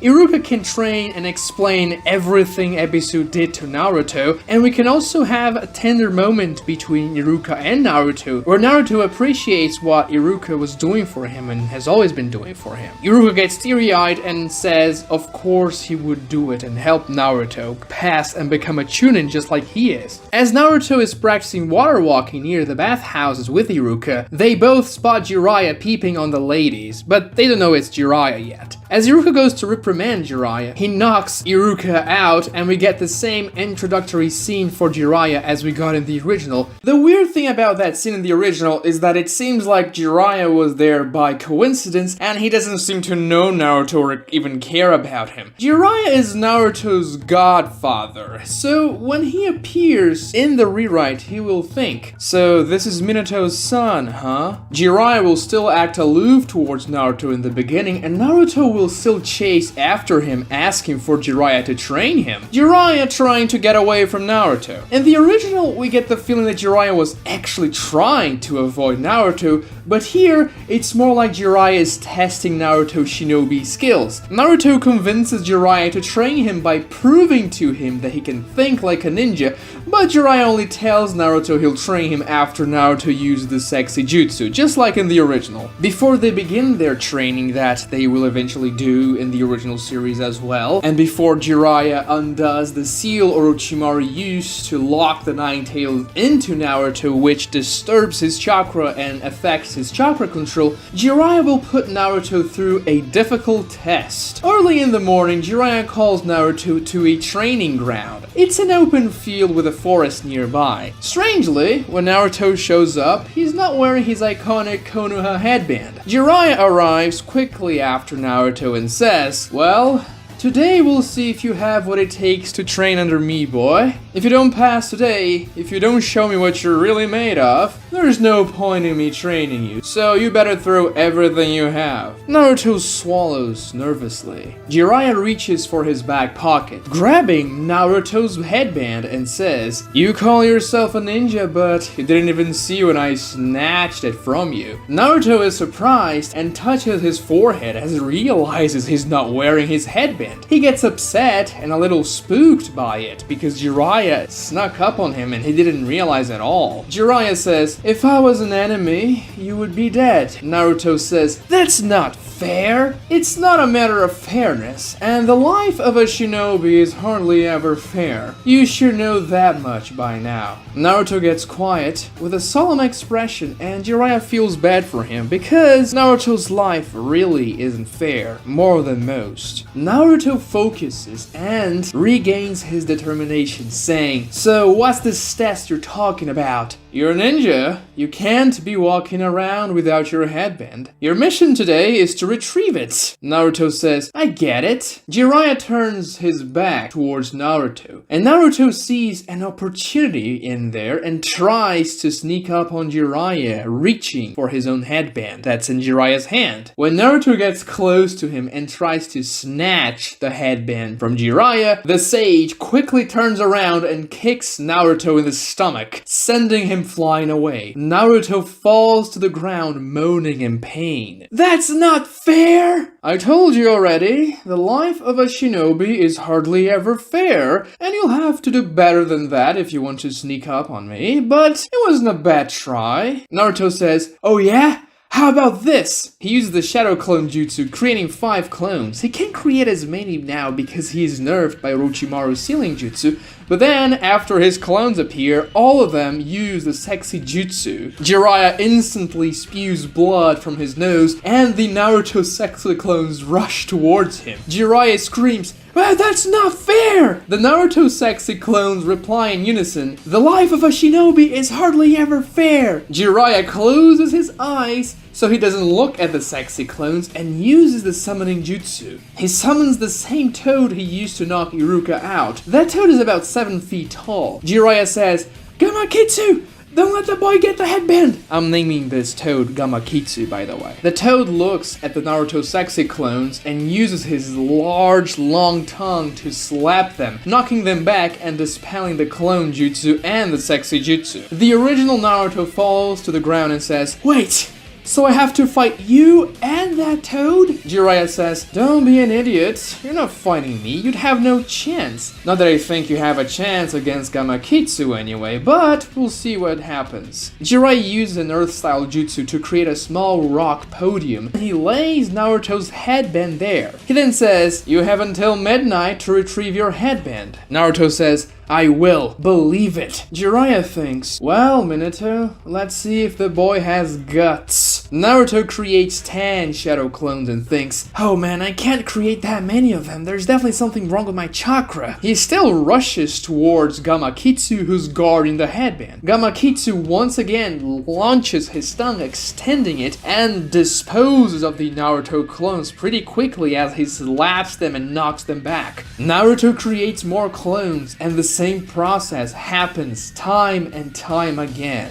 Jiraiya looks at Naruto and says, "Boy, stupidity is thinking that doing the same thing over and over again will eventually yield different results." Naruto looks at Jiraiya and then looks at Gamakitsu. He then finally says, "Fine," creating more shadow clones and assuming a flanking position around the podium. The clones rush in from different sides, but Gamakitsu is fast and his tongue is very fast as well. He takes care of all the clones without too much difficulty, even though they try to pincer attack. Naruto tries tossing kunais and shurikens, but the toad easily blocks them with his arm bracers. Naruto then creates more clones. This time he throws smoke bombs around the podium and at the toad. He rushes in from within the smoke, but the clones are destroyed one by one, even though they are concealed by the smoke. Jiraiya laughs and says, "Not a bad try, but Gamakitsu's skin can sense vibrations in the air. Smoke or no smoke, he can sense where you are just as well." The real Naruto gets slapped by the toad's stung again. We now get a montage of Naruto trying and failing to take his headband back over and over again as time passes. Jiraiya watches as Naruto gets completely exhausted. It's already dark now, late in the evening,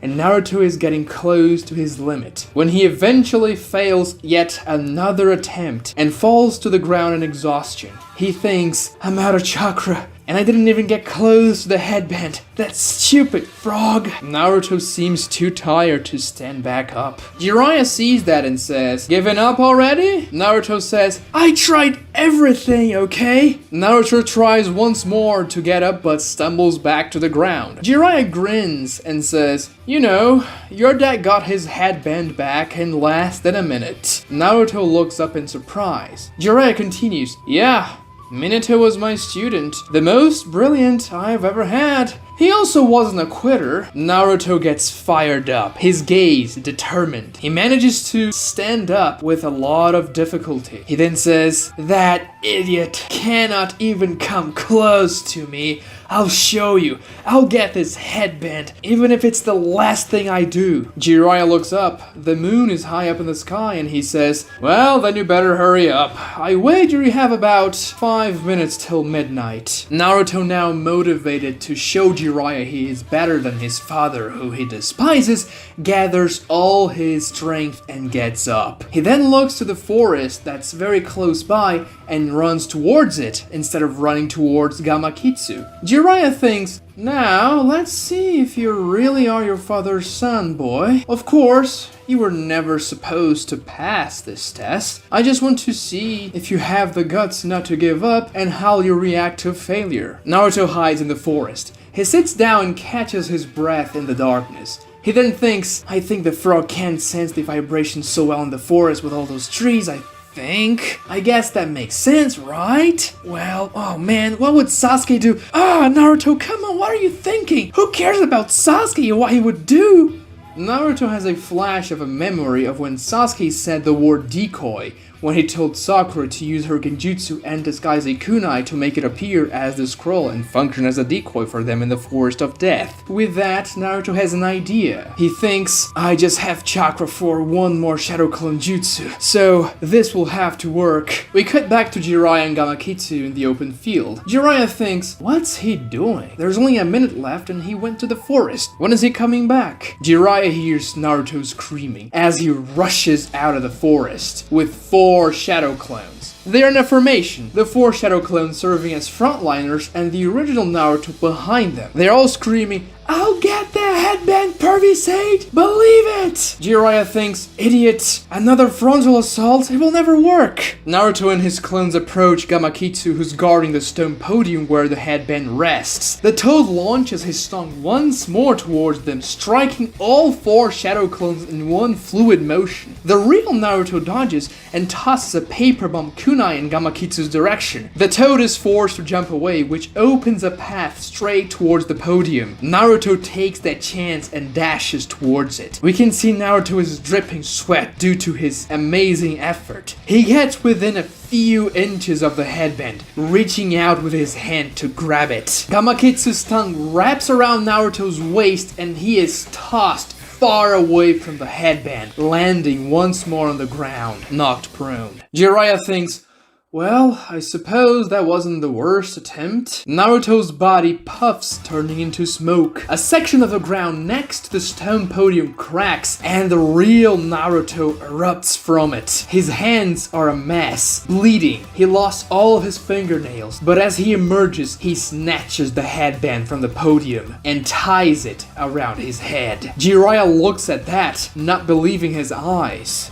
As Jiraiya is looking at Naruto's back, for an instant, he sees Minato's back in Naruto's. And for that instant, he's completely lost for words, and we can see he gets teary-eyed. He then thinks Naruto went underground and dug a tunnel, wrecking his hands in the process so he could snatch the headband. He used the tunnel so that Gamakitsu wouldn't sense the air vibrations and wouldn't see him. And he made sure his shadow clones would shout very loudly so he could pinpoint the headband's location above ground. He had to dug that tunnel from the forest up until the podium, not something any ninja could do. Jiraiya smiles and keeps thinking, Minato, you've gotta be careful. Maybe this little guy will actually surpass you one day. Naruto turns towards Jiraiya and says, how about that, pervy sage? Jiraiya looks at him, hiding his excitement and pride at seeing Naruto's feat, and says with a nonplussed expression, you're out of time. You snatched the headband 15 seconds past midnight. Naruto's face drops instantly. But Jiraiya says, well, I guess you did a decent job. I'll train you, boy. Naruto is breathing heavily, but he grins and says, and you'll see I'll surpass the 4th Hokage in no time. Jiraiya laughs. The only thing you two have in common is your hair. Same time tomorrow morning, now go get some rest. This scene serves several different purposes.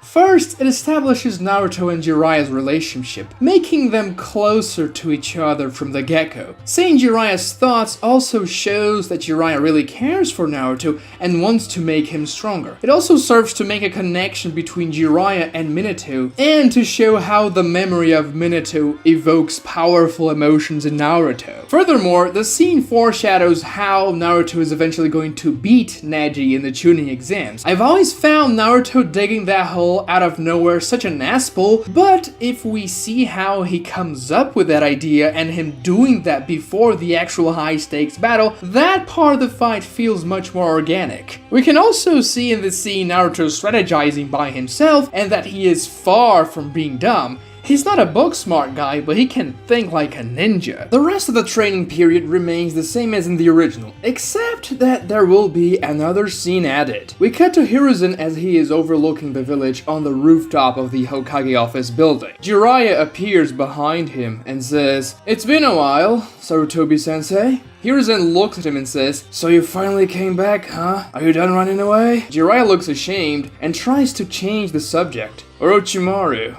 do you know what he wants? Why is he attacking now, after all this time? Hiruzen replies, I don't know, Jiraiya. I thought you'd have a better guess. Jiraiya says, you know I could never figure that guy out. Neither did I. So, Naruto, how's he doing? Well, he's definitely something. Though I wonder how powerful he would have been if Minato was around to train him. Hiruzen scoffs and says, you should have been the one that stayed around and trained him, Jiraiya, and you know that. Jiraiya looks even more ashamed now and says, I had important work to do. Hiruzen says, for 12 years. You spent 12 years sneaking in bathhouses and you couldn't return to the village even once? Jiraiya says, it's not as though you did much more for the boy. As far as I understand, he lived alone his entire life. Hiruzen says, because he chose to. He doesn't like the Hokages because of what his dad did, so he never wanted me around. But it could have been different if you were around, Jiraiya. Jiraiya then says, I wasn't only sneaking into bathhouses. I've been very busy doing some actual work. Spying. You see, there's this organization called Akatsuki.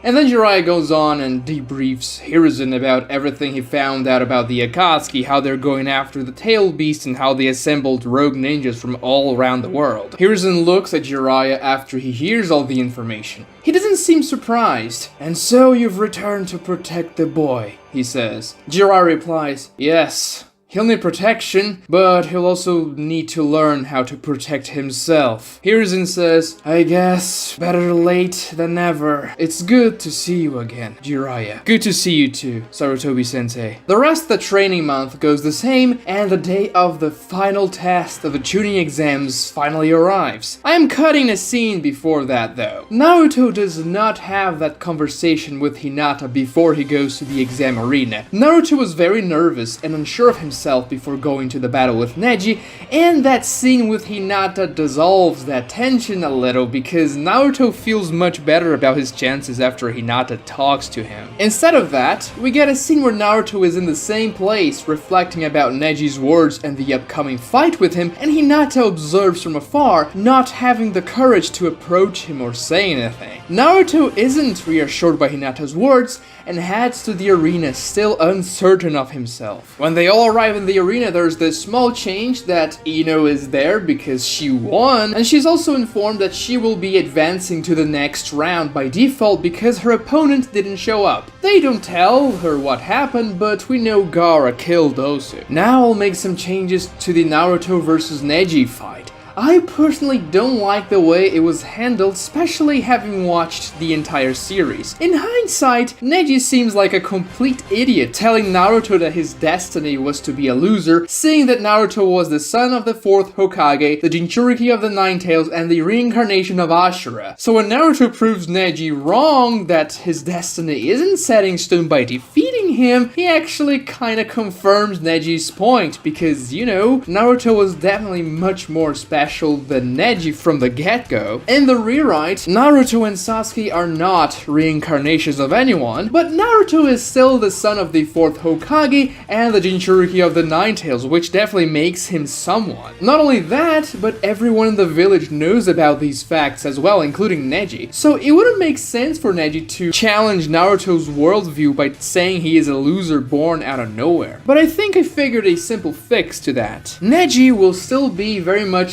stuck in that idea of the immovable destiny. But instead of saying Naruto is destined to be a loser, Neji says that he is destined to be cursed and destroy those around him just like he's always done. Neji drives that in by saying that the Nine Tails killed the 4th Hokage, the Nine Tails Naruto embodies, and he was one of the best ninjas the village ever had. And no matter what Naruto does, he'll always be a threat to the village and hated by everyone. Naruto's arguments will remain the same, that no one is tied to their destiny, the predetermined destiny that they have, and that he will become the Hokage and prove them all wrong. Having Neji tell Naruto that he is cursed parallels Neji himself, who is cursed by the Hyuga sealing mark. Neji also says that the demon inside Naruto will always be a problem because it cannot be controlled, and the village would be much better off without him. That if he died, people would be relieved. The physical fight between them goes exactly the same. Naruto offers some resistance with his shadow clones, but Neji lands the 64 palms, rendering Naruto's chakra useless. After that happens, there's a change. Hinata stands up from the crowd and shouts to Naruto, "Don't listen to him, Naruto! Don't give up!" And this is the first time we ever see Hinata raising her voice. And everyone who's sitting around her, people who know her, they're very surprised by that. That scene mirrors the scene when Naruto did the same to Hinata when she was fighting Neji in the preliminaries. And that is what prompts Naruto to focus and gather the Kyuubi chakra to overcome his blocked chakra points. And we see that Naruto actually struggles to bring the Kyuubi chakra out because of the 64 palms. It's not easy like in the original. And it's only because of Hinata's motivational words that Naruto is able to do so. Once he does that, he is confident that he will win the fight and his doubts vanish, instead of that happening before the fight with Hinata and Naruto talking and all that. As the Kyuubi chakra oozes out of Naruto, some of the ninjas in the crowd recognize what Naruto is doing, tapping into the Nine Tails chakra, and they start telling people around them who tell more people around them, and soon the entire arena knows what Naruto's doing, and people get terrified. Some people in the crowd scream in fear, others run away from the arena entirely, afraid that the Nine Tails might attack them and destroy everyone. Nevertheless, the fight against Neji goes exactly the same, and Naruto defeats him by digging that tunnel and punching him on the chin, just like it was foreshadowed with Naruto's training with Jiraiya. Instead of proving Neji wrong simply because Naruto defeats him, he proves Neji wrong because he defeats him and he's able to control the Nine-Tails chakra, something Neji thought was predestined never to be controlled, and shows Neji that his curse was actually something he could use to his advantage, and that Naruto isn't bound by predetermined conditions from birth. When the fight ends, we see Hinata is very happy for Naruto, and we also see Kiba smiling, indicating that he actually started respecting Naruto after he lost to him and after Naruto beats Neji. Neji has the same change of heart he had in the original, but the way it happens feels more cohesive with a narrative. I like Neji's arc,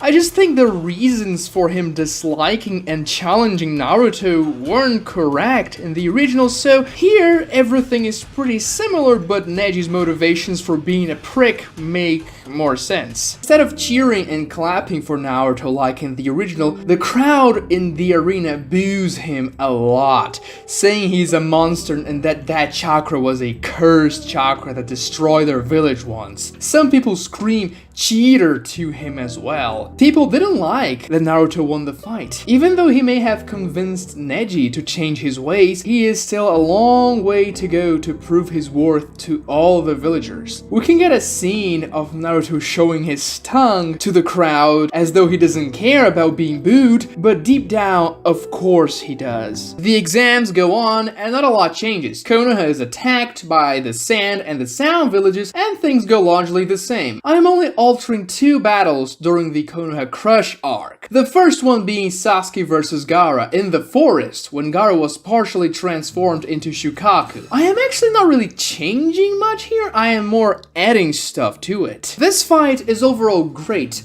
but the way it ends is pretty garbage in my opinion. So, Sasuke uses his third Chidori in the day, knowing he can only use two, and that using the third one may cause the curse mark to kill him. He goes with it anyway and lands the third Chidori on Gaara. The scene when Sasuke lands on the tree branch after his Chidori is activated and the curse mark is flaring on him is one of the most badass hype scenes in the entire series. And then their fight ends like, what? In the anime, the music was already flaring up after Sasuke landed on that tree branch with a menacing expression, and the first time I watched it I thought, okay, now this fight is gonna get real, but no! Sasuke just collapses and then Naruto arrives. This is wrong! I was excited to see how Sasuke would fight with a curse mark. In the rewrite, Sasuke will actually use the power of the curse mark with that purple chakra to fight Gaara. After Sasuke lands the third Chidori on Gaara, Gaara's sand arm is dismantled and he feels more pain. There will be more emphasis on how Gaara is getting progressively hurt by Sasuke's Chidoris by showing more blood in his body.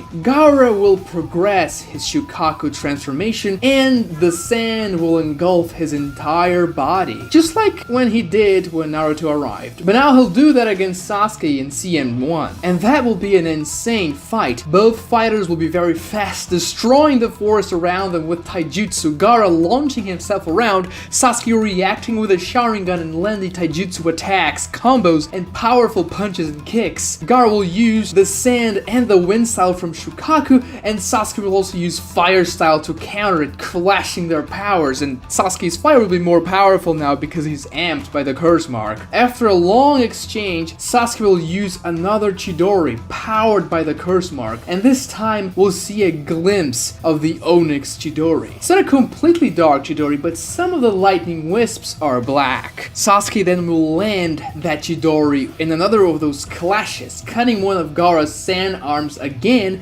and reverting him back to the half-transformed state. And now, completely drained, the curse mark begins consuming Sasuke's body as he collapses. That's when Naruto arrives and his fight against Gaara ensues exactly the same way. The last changes I'm making will be to Hiruzen vs Orochimaru. It won't happen on the rooftop of the arena. That is too small of a battlefield in my opinion for that fight. They can have their initial exchange on the rooftop, but Hiruzen will jump down to the arena ground itself and they will continue to fight there. We can also add a scene of Orochimaru killing some Konoha Jonins and Chunins that were fighting in the arena, but Genma will not get killed. he'll just get away. When Hiruzen and Orochimaru are fighting on the arena grounds, the Sound 4 will jump out of their disguises and use the barrier in a much larger area so that no one can interfere with Orochimaru and Hiruzen fighting. So the battlefield is much larger now, it's the entire arena. And I find that kind of poetic that the third Hokage's last fight will be in the same spot the Genins were fighting to become Chunins. Hiruzen and Orochimaru will fight some more there, and then Orochimaru will bring up the Edo Tensei. And this will work a little differently. Hiruzen doesn't try to stop the coffins from appearing because that's stupid, and it's an anime-only scene anyway. The coffins just come up, and Orochimaru doesn't even try to bring the fourth Hokage because he would know it wouldn't work. When the coffins open up, showing Hashirama and Tobirama, Hiruzen will still be shocked at Orochimaru's evilness, like in the original, but he will also be terrified of having to fight them, because he knows he is not nearly as strong as they are, especially Hashirama. Hiruzen asks, "What did you do?" Orochimaru says, "Sarutobi-sensei, I thought you would love this reunion with your old senseis. I thought you would thank me." Hiruzen, still perplexed, says, "But how? How is this possible?" "I told you already. I will learn every jutsu in this world, and when I run out of jutsus to learn, I will invent all jutsus that can be created. This is one of my best creations, undead copies of the real thing that I can control. Sublime." Orochimaru, this is evil. "You're just too narrow-minded, Sarutobi-sensei. Don't worry though, the jutsu isn't perfect yet. They are not even close to their former powers, but they should still be fun to play around with." Yes, in this version, Orochimaru is the creator of the Edo Tensei, which I think aligns much better with the character himself, and I never really liked Tobirama being the creator of the jutsu. The Hokage fight begins, and now, as we have a larger battlefield, the scope of this fight will be much bigger. We should get a better sense as to what Kage level really is, one that is much more aligned to what we know at the end of the series. Hiruzen will have much more chakra here. He'll still not be in his prime by any chance, but he will be much more powerful. He will use his shadow clones and use many more jutsus. He'll of course use Enma and the staff as well, but he'll use those shadow clones as a parallel to how Naruto fights. Even though he's old, he's still able to create about a dozen or so, and all of those clones will all use very powerful jutsus, especially elemental jutsus and elemental jutsus from every single nature transformation. Edo Hashirama and Edo Tobirama will also be more powerful. Obviously they won't be even close to their prime, and Hiruzen will note that when he's fighting them. Unlike in the original, like he says, "Oh, they're as strong as I remember them." No, he will in the rewrite acknowledge that Hashirama, especially Hashirama and Tobirama as well, are not nearly as powerful as they were before. We'll still see Hashirama using the forced emergence to cover the entire arena in a few seconds, and Hiruzen using several blasting jutsus from all types of transformations with his clones to destroy as much wood as he can so he doesn't get killed by it. Tobirama will also use his Flying Thunder God on top of the water style jutsus, but he can't spam the Flying Thunder God because he is nerfed by the Edo Tensei, of course. But Hiruzen will have to use his clones as well to make sure Tobirama doesn't blitz him with it. Hashirama also uses a wood golem, not as large as the one he used against Madara, but still a powerful one, and then we can get Hiruzen using an earth golem and other massive elemental attacks to counter Hashirama's golem. Orochimaru also gets involved with the fight using his snakes and the Kusanagi sword to offend Hiruzen. The bottom line is that we get the same fight, but on a very heavy dose of steroids. Hiruzen should be on the defensive the entire time, and the audience should think he could die at any moment. We get the same flashbacks and beats to the fight in the original, but it's just a grandier version to really get a sense of the power level of a Hokage. Eventually, when Hiruzen is beaten down and Orochimaru shows his female face, they'll have the same exchange they had in the original, but Hiruzen will ask another question. "What is your final goal, Orochimaru? Why do all this? Power alone is meaningless." Orochimaru licks his lips with his large tongue tongue and says, "To achieve the power of the one who created it all, to touch the power of the Sage of Six Paths." Hiruzen is surprised by that. "You believe in legends now, Orochimaru? Have you gone mad?" "Foolish little sensei. The Sage of Six Paths was real. The one who created all chakra and spread it to the world. The one who carried the eyes of the samsara. The Rinnegan." Orochimaru says that with a craving and crazy expression. "Not that you have much time left and you would see its fruition, sensei, but when I finally reach his godly powers, I'll make sure to recognize you as one of those who made it possible." The fight resumes and ends the same way, with Hiruzen sealing Hashirama, Tobirama, and himself with a Reaper Death Seal and also sealing Orochimaru's arms. I think this is a good way to introduce the legend of the Sage of Six Paths earlier on and also make Orochimaru's motivations a little bit more interesting too. I've always thought Orochimaru had a god complex, and having him trying to achieve the power of the Sage of Six Paths is definitely something someone with a god complex would do. It would also make even more sense why he wants Sasuke and a powerful pair of Sharingan eyes so bad as well. I will change many things about the Sage of Six Paths in the rewrite, but I think the legend aspect should be introduced earlier than literally in the Pain arc when he is first relevant in the series. Everything else in the Konoha crushing arc goes exactly the same way. We have Hiruzen's funeral now, and obviously Konohamaru isn't there because he doesn't exist, but hopefully with the changes I made, Hiruzen's death will feel even more impactful as he had more of a personal relationship with Naruto, who will be devastated by his death. Even though he pretended he didn't like Hiruzen, deep down, Hiruzen was a father figure to him and Naruto really respected him. We also see that Danzo attends Hiruzen's funeral. After the funeral scene is resolved, we get another scene with Danzo. He is talking to one of the Root Anbu members and says, "It couldn't be better.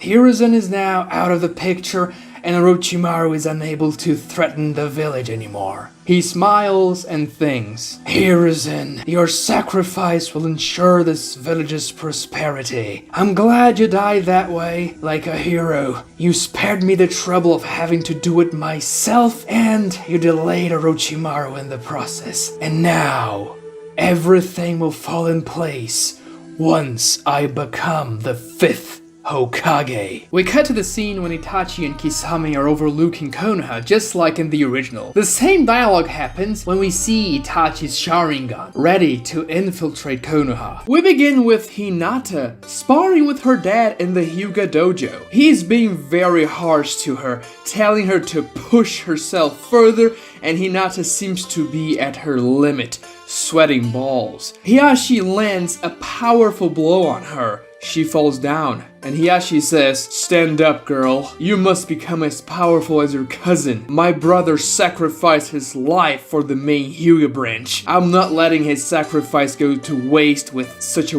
weak heir. You have to become more powerful." Hiashi has become more appreciative of Neji and his brother after what happened in the Chunin exams, but now he wants to live up to his brother, making sure that his daughter will be powerful enough to lead the Hyuga clan one day, and of course, he is being far too demanding with Hinata. She can barely stand up after that powerful blow. Hiashi says, disappointed and angry, "Get out of my sight, girl. You better get stronger." Naruto's words flash through Hinata's mind. "I won't give up. This is my ninja way." Hinata manages to move and get into combat stance, readying herself to resume the brutal sparring they're undergoing. But a voice interrupts her. "I could train her, Hiashi-sama." It's Neji, who just arrived at the dojo. Hiashi looks at him and says, "Well, I don't think that's a bad idea. After all, you master the gentle fist and the rotation by yourself." Hinata looks at Neji apprehensive. Flashes of her last fight against him pass through her mind, and her body language gives away that she is very scared. We cut to Danzo, who is at the Hokage's office, staring out of the window overlooking the village. He is speaking to the two village elders. whispers. So, has the daimyo ratified my position as the 5th Hokage? The elders reply, it will be done soon. We just have to take care of the bureaucracy first. Danzo says, good. Things will finally change in this village. The elders motion to leave the room, saying, we have to take care of other matters now about the destruction involving the recent attack against the village. We'll be back soon with the paperwork you have to fill in for the daimyo. Danzo smiles, still staring out of the window, his back facing the office door. We now see Naruto running around the village, offering his help in fixing houses and other buildings that were damaged during Orochimaru's attack. No one accepts his help. The village still despises Naruto, and after the Nine-Tails display in the tuning exams, they seem to be even more hostile towards him. However, when Naruto's stomach growls, he heads towards Ichiraku to have some good old ramen. As he arrives there, he sees that the small restaurant was heavily damaged during the attack. The old man and the pretty lady who own the place are working very hard to fix it. Naruto says, old man, need a hand there? Teuchi, Ichiraku's owner, says, Naruto, that'll be great. Naruto uses the Shadow Clone Jutsu, creating 5 clones and saying, I have some experience fixing buildings, you know? Did that on a mission once, believe it. We then see that Naruto is actually very helpful to Teuchi and the girl, doing his best to repair Ichiraku. It seems like the owners of Ichiraku are one of the only people in the village who like Naruto, and Naruto is more than happy to help them. I think this is a nice moment for Naruto to help in the repair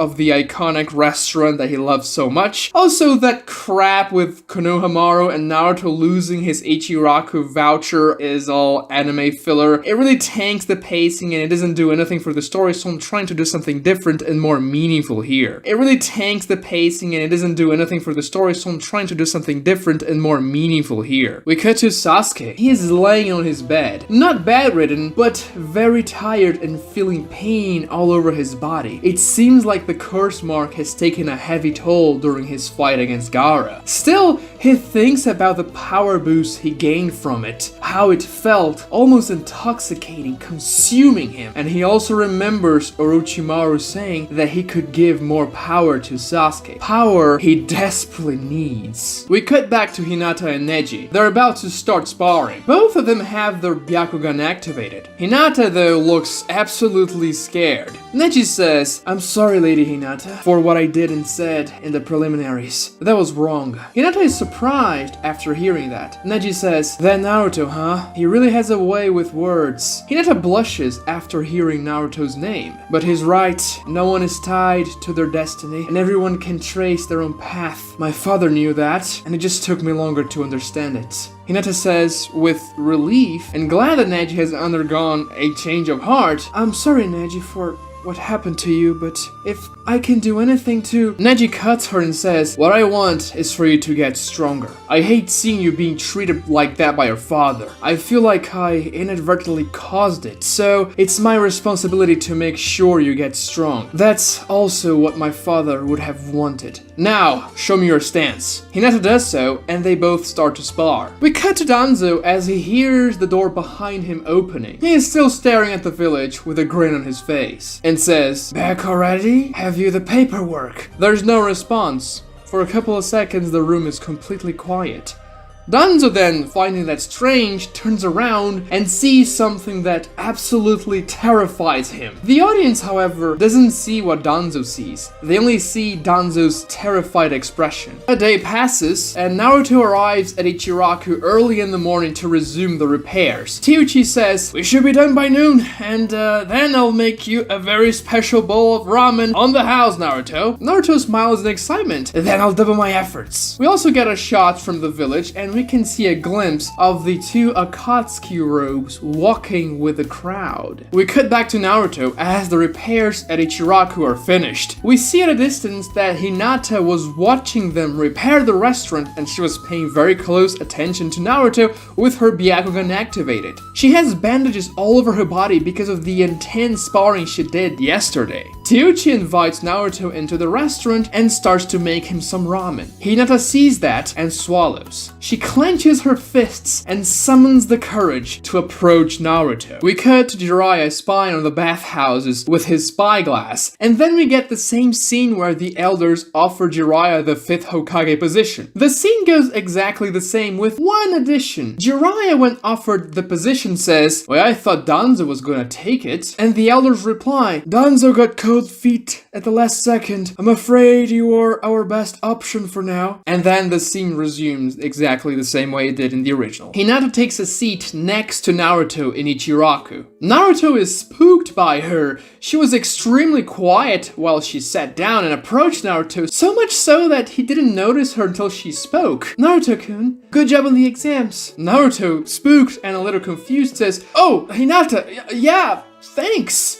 You know, you helped me a lot down there. You gave me the strength to continue fighting." Hinata blushes and says, "I only did what you did for me. You know, when you cheered me on in the preliminaries, I felt like I became stronger than before. And when the preliminaries were over, I started to like myself just a little bit more. From the outside, I might not seem different, but I think I've changed. Naruto, it's all because of you. At least that's what I think." Naruto opens a warm smile and says, "Wow, because of me? I guess I'm an awesome influence. But, you know, I screw up so much. I don't think you should be taking me as an example for anything." Hinata says, "That's not true. And even if you mess up, if you ask me, you're a proud failure. You're really inspiring to watch because you're not perfect and because you make mistakes and still you have the guts to get back up and keep fighting. That's what you taught me, Naruto, and that's what I consider true strength. I believe you are an incredible person, Naruto." Naruto says, "Thanks, Hinata. You know what I thought about you?" Hinata blushes even more. "No, what did you think?" "Well, I thought you were some sort of weirdo, dark and plain and timid, but actually, I think I kinda like folks like you." Hinata averts her gaze, grinning and blushing. She's obviously happy, a little taken aback by Naruto's statements, but still happy. And that's essentially the scene we got before Naruto fought Neji in the tuning exams when he talked to Hinata, but I moved it up here and I also added some stuff as well because I just think it fits better. Hinata having the strength to go approach Naruto, and also, as I mentioned in the previous part, having that scene before and making Naruto not doubt himself was something I didn't like in the original. Naruto smiles, looks at her and says, "So,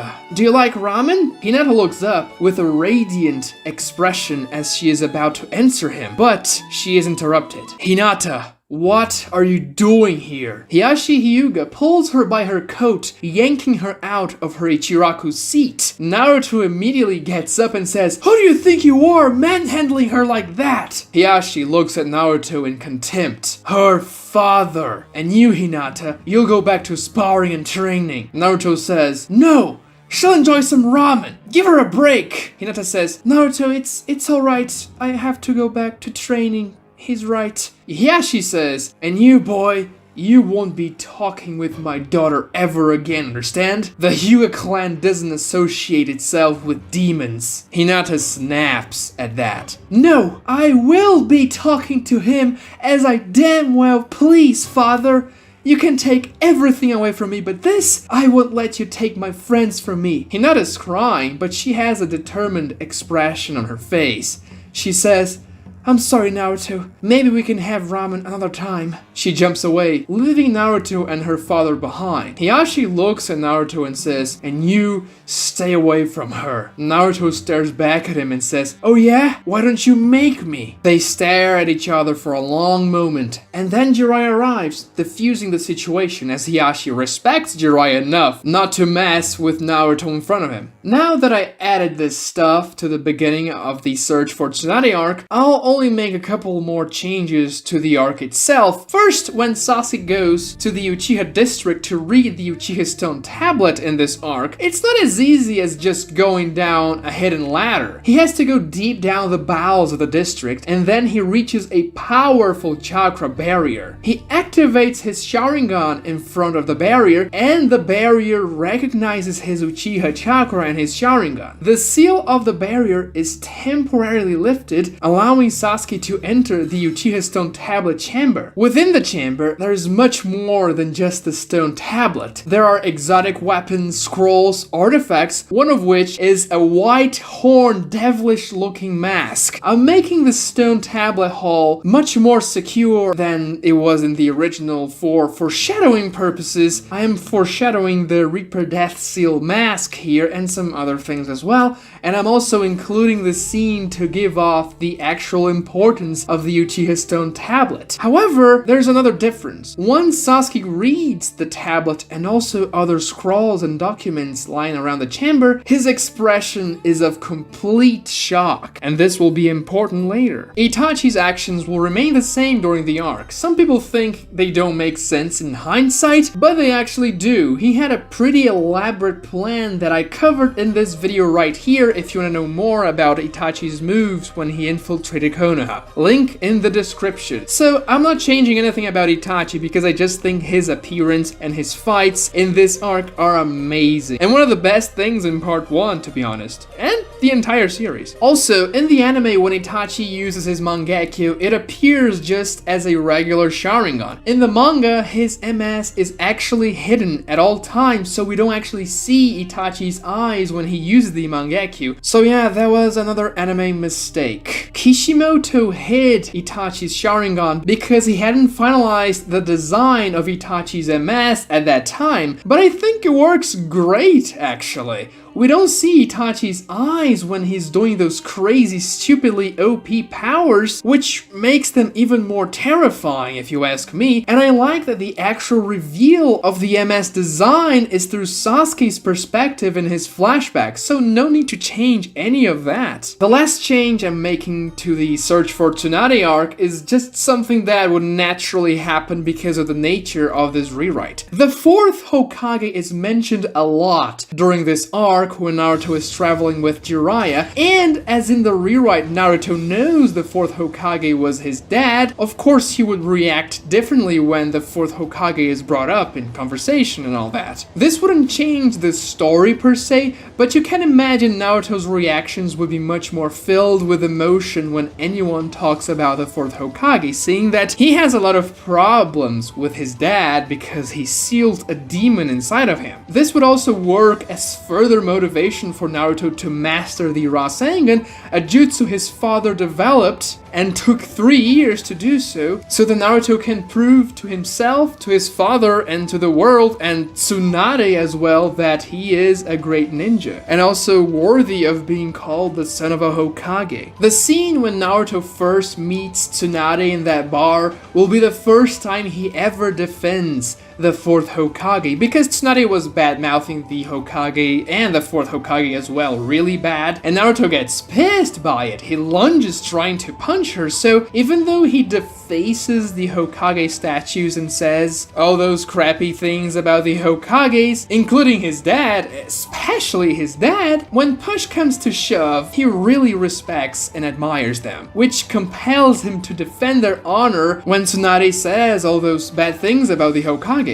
The rest of the arc remains the same. It's a very solid arc that I think is very much overlooked. Definitely go read it again if you haven't in a while, and if you haven't read it in the manga, it's actually much better in the manga because there's actually a lot of filler in this arc, which kind of annoys me, but it is great in the manga. My favorite parts are Naruto landing his first Rasengan and Tsunade's arc itself. The arc ends with Naruto, Jiraiya, Tsunade, and Shizune returning to Konoha after fighting Orochimaru and Kabuto. Tsunade on her way to become the 5th Hokage. Tsunade takes her post as the 5th Hokage. Before Tsunade heals Sasuke, however, we get a scene with Sakura as she is sitting next to an unconscious Sasuke in the hospital. Sakura thinks, "They told me a genjutsu did this to him. I can't even fathom how a genjutsu can be so powerful to cause this type of damage." She looks at Sasuke on the verge of tears. We then get a flashback that happened before the Chunin exam started. Sakura is walking on Konoha Street as she spots Sasuke coming towards her direction. She smiles in excitement as he approaches. When they are close to each other, Sakura says, "Good morning, Sasuke." Sasuke replies, "Sakura, I was looking for you. I need your help with something." Sakura says, surprised, "My help? Of course, Sasuke.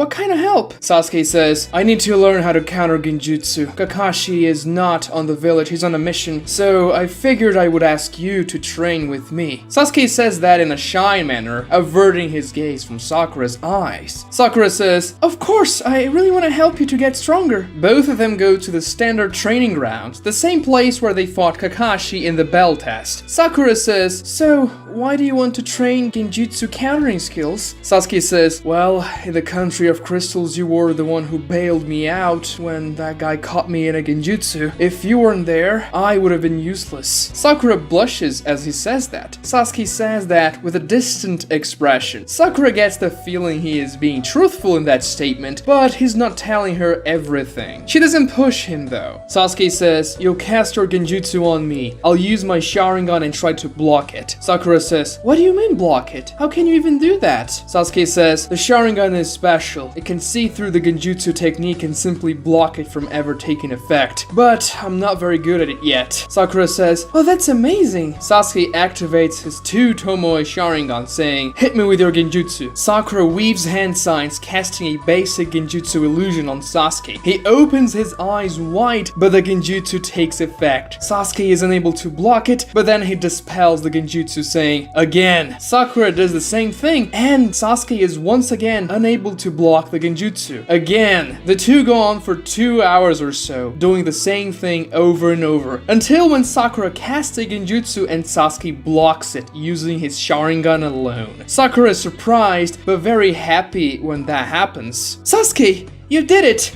You did it! Sasuke smiles and says, well, now I'll be able to deal with genjutsu a little better. As he says that, his expression grows distant once again. Sakura says, Sasuke, does this training have anything to do with your clan? Sasuke says, it's nothing you should worry about. Sakura is a little disappointed with that answer. Sasuke looks down. The two get quiet for a moment, and then Sasuke finally says, the one I must kill. His genjutsu skills are exceptional. I must know how to counter them. Sakura is taken aback, but says, oh, I see. I'm glad I could help you with them. Sasuke says, yes, thank you. Now looking straight at Sakura, deactivating his Sharingan. The two grow quiet again. It seems they are feeling very self-conscious. Sasuke, blushing a little, finally says, you know, I lied. Sakura looks at him now in apprehension. I said Kakashi was on a mission, but he isn't. It's just that I wanted to train with you. Sakura blushes. Well, it's past lunchtime. Do you want to go get something to eat? You know, together? Sakura's jaw drops, and she is at a loss for words. Sasuke says, it's fine if you have something else to do. Sakura then says louder than she expected, yeah, of course, let's go eat something. We cut back to Sakura staring at Sasuke laying on that bed. Now she is crying and thinking as well, even my training was useless. I couldn't do anything for him. It's at that moment that Tsunade and Naruto enter the room and Tsunade heals Sasuke. The scene goes the same way as in the original. However, there is something that happens during that scene that changes Naruto. When Naruto sees Sakura crying desperately and hugging Sasuke after he wakes up, something will finally click on Naruto. He will understand that Sakura and Sasuke have a special connection and will finally acknowledge that his feelings for Sakura were much more related to his rivalry with Sasuke than anything else, and that he simply wanted to one-up Sasuke, and liking Sakura was a way to do that. It's at that moment that Naruto will no longer have a crush on Sakura and mature, understanding that he should not meddle with Sasuke and Sakura's romantic feelings, and now Sakura will be much more of a friend, almost like a sister to Naruto.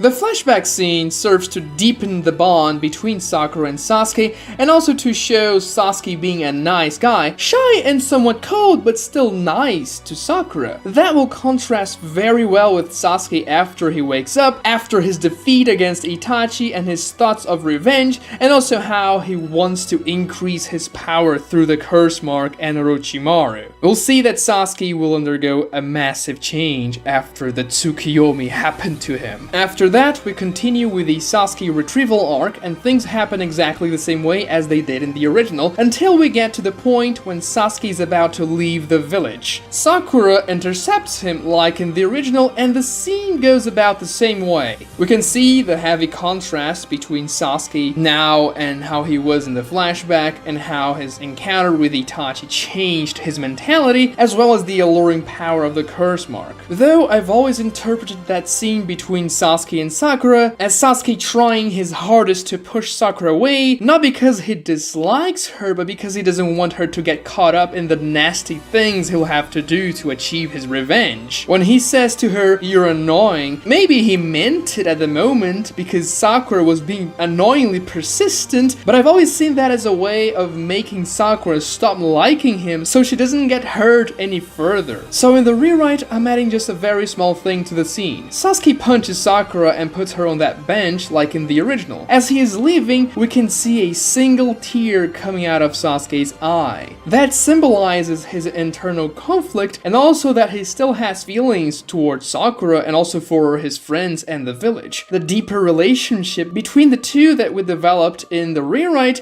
makes that moment when Sasuke thanks Sakura just before punching her more impactful and emotional. Things continue to go the same way, and then we get to the 5-man rescue team. I am not changing anyone on the rescue team because the way the arc is structured around those 5 guys is the closest thing you can get to perfection. You may have noticed that I'm not really removing anything from the arc, I'm mostly adding some scenes and that's about it. That's because this is one of the best arcs in the series and it doesn't require a lot of changing. But there will be a change in the team's mood prior to going into the mission because of the nature of this rewrite. Sasuke has had many more interactions with the Konoha 11, so they are much more attached to him. It's not just Naruto who's a friend of Sasuke here. Instead of Shikamaru saying that he doesn't care too much about Sasuke but he'll rescue him anyway because he's a comrade from the Leaf Village, Shikamaru will say, "Sasuke and I fought together and he was my captain once." Shikamaru then will remember when Sasuke saved him from Kurotsuchi's stone golem in the country of crystals. "He saved my life once, and now it's our turn to save him. Furthermore, he's a comrade of the Leaf Village and I'll stake my life on this mission." Kiba, who now respects Naruto much more for defeating him and Neji in the Chunin exam, says, "And when we bring him back, I'll return that punch to the face so he'll know not to do something stupid like this again." The arc then remains the same as in the original until Neji wins his fight against Kidomaru. We're going to add a scene after that. What I'm adding is something I find it very odd that Kishimoto didn't include in the manga. It's Rock Lee's surgery. In the original, it just happens off screen and we just see Lee arriving and kicking Kimimaru and all that. And I know this was done for the sake of suspense and surprise, but I'm adding a scene where we see Rock Lee entering the operation room, nervous as Shizune prepares Tsunade surgery equipment and Tsunade is getting ready as well. Tenten, Sakura, and Ino sit apprehensive outside of the surgery room awaiting for the result. Obviously, we don't see the actual surgery procedure, but this moment of anticipation is important. We had all the build-up with Rock Lee and Guy to have Lee make the decision to undergo surgery, and that was great.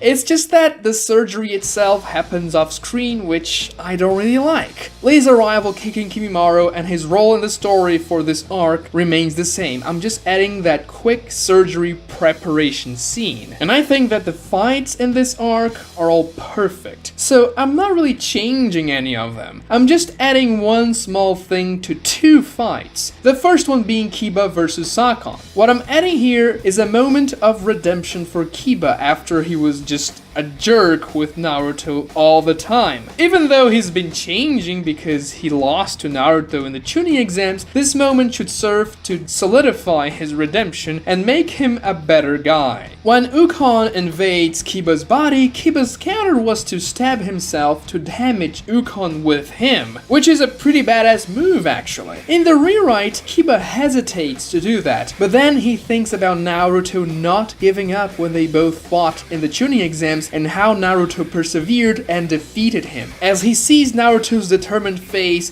in his mind's eye, he mumbles, "Thank you, Naruto. I won't lose here either." And then he stabs himself, surprising Ukon, just like in the original. It's nothing too grandiose, but a nice moment of Kiba acknowledging Naruto and using him as an inspiration to do something that requires a lot of courage. The other addition will be to the Naruto vs Sasuke fight in the Valley of the End. When Sasuke Sasuke is using the second stage of the curse mark and Naruto is using the one-tailed Kyuubi cloak. Right before they clash their Chidori and Rasengan, they have a brief conversation on the foot of the Hashirama and Madara statues in the original. It will go about the same way here in the rewrite, but I'll add some things to that conversation. Sasuke will say, "Did you know this place is called the Valley of the End, the border of the Land of Fire? This is the perfect setting, isn't it, Naruto? It's as though destiny itself wanted us to fight here. You, the son of a Hokage, standing next to him." Sasuke points to Hashirama's statue.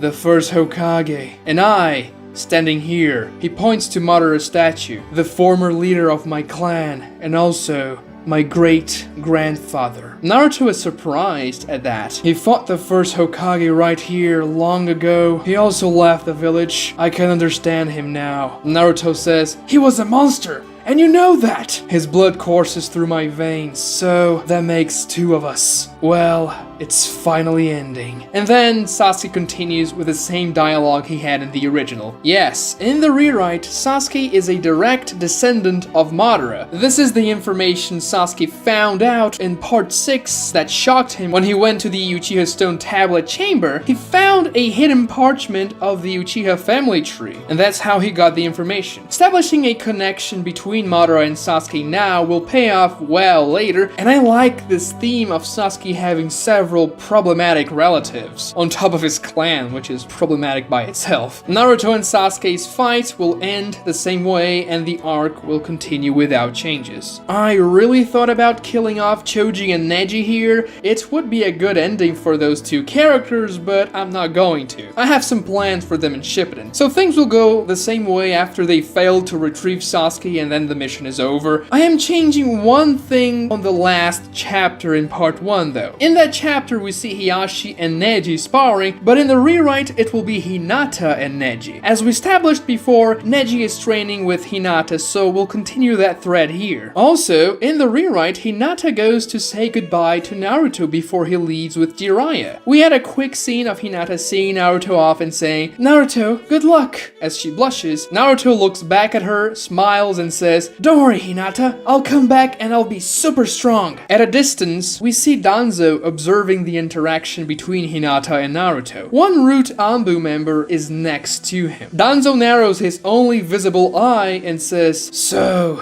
the Kyuubi is leaving the village for a while. I hope that fool Jiraiya doesn't lose our most precious asset." He narrows his eye even more, looking at Hinata and Naruto smiling at each other. And then he himself smiles. "We'll make preparations for when the little beast returns." The rest of the chapter happens the same way it did in the original, but when we are introduced to the Akatsuki, we can use the power of hindsight to actually make their designs look like they eventually will in Shippuden. There were some really strange designs that were never used in Shippuden for the Akatsuki members the first time we saw them in the hologram, so we're fixing that here, for the sake of continuity. We also see the Rinnegan for the first time here, and we can also make the Rinnegan's design look like the actual Rinnegan will look in Shippuden. That should be a hype moment in the rewrite because the audience knows the legend of the Rinnegan, and seeing it for the first time should be a great revelation. Oh,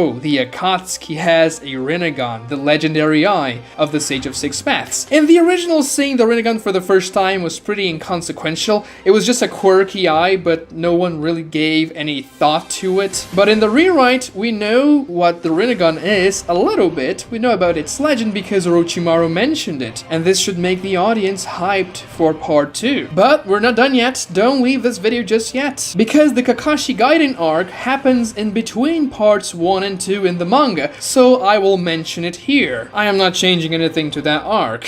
It's very straightforward and well told, no real need to modify anything in that story. Kakashi's backstory is set up very well, and we also see a better glimpse of Minato's strength, which is good because it works well in conjunction with the flashback we got to see him in part 3 of the rewrite. And that's it! In part 8, we'll begin rewriting Naruto Shippuden. Watch it right here if it's out already. Also, please like the video to help me out and support the series. Let's reach 400 likes, let's go! And subscribe to this channel if you haven't already. Comment below what you thought about the changes I made, and thanks for watching.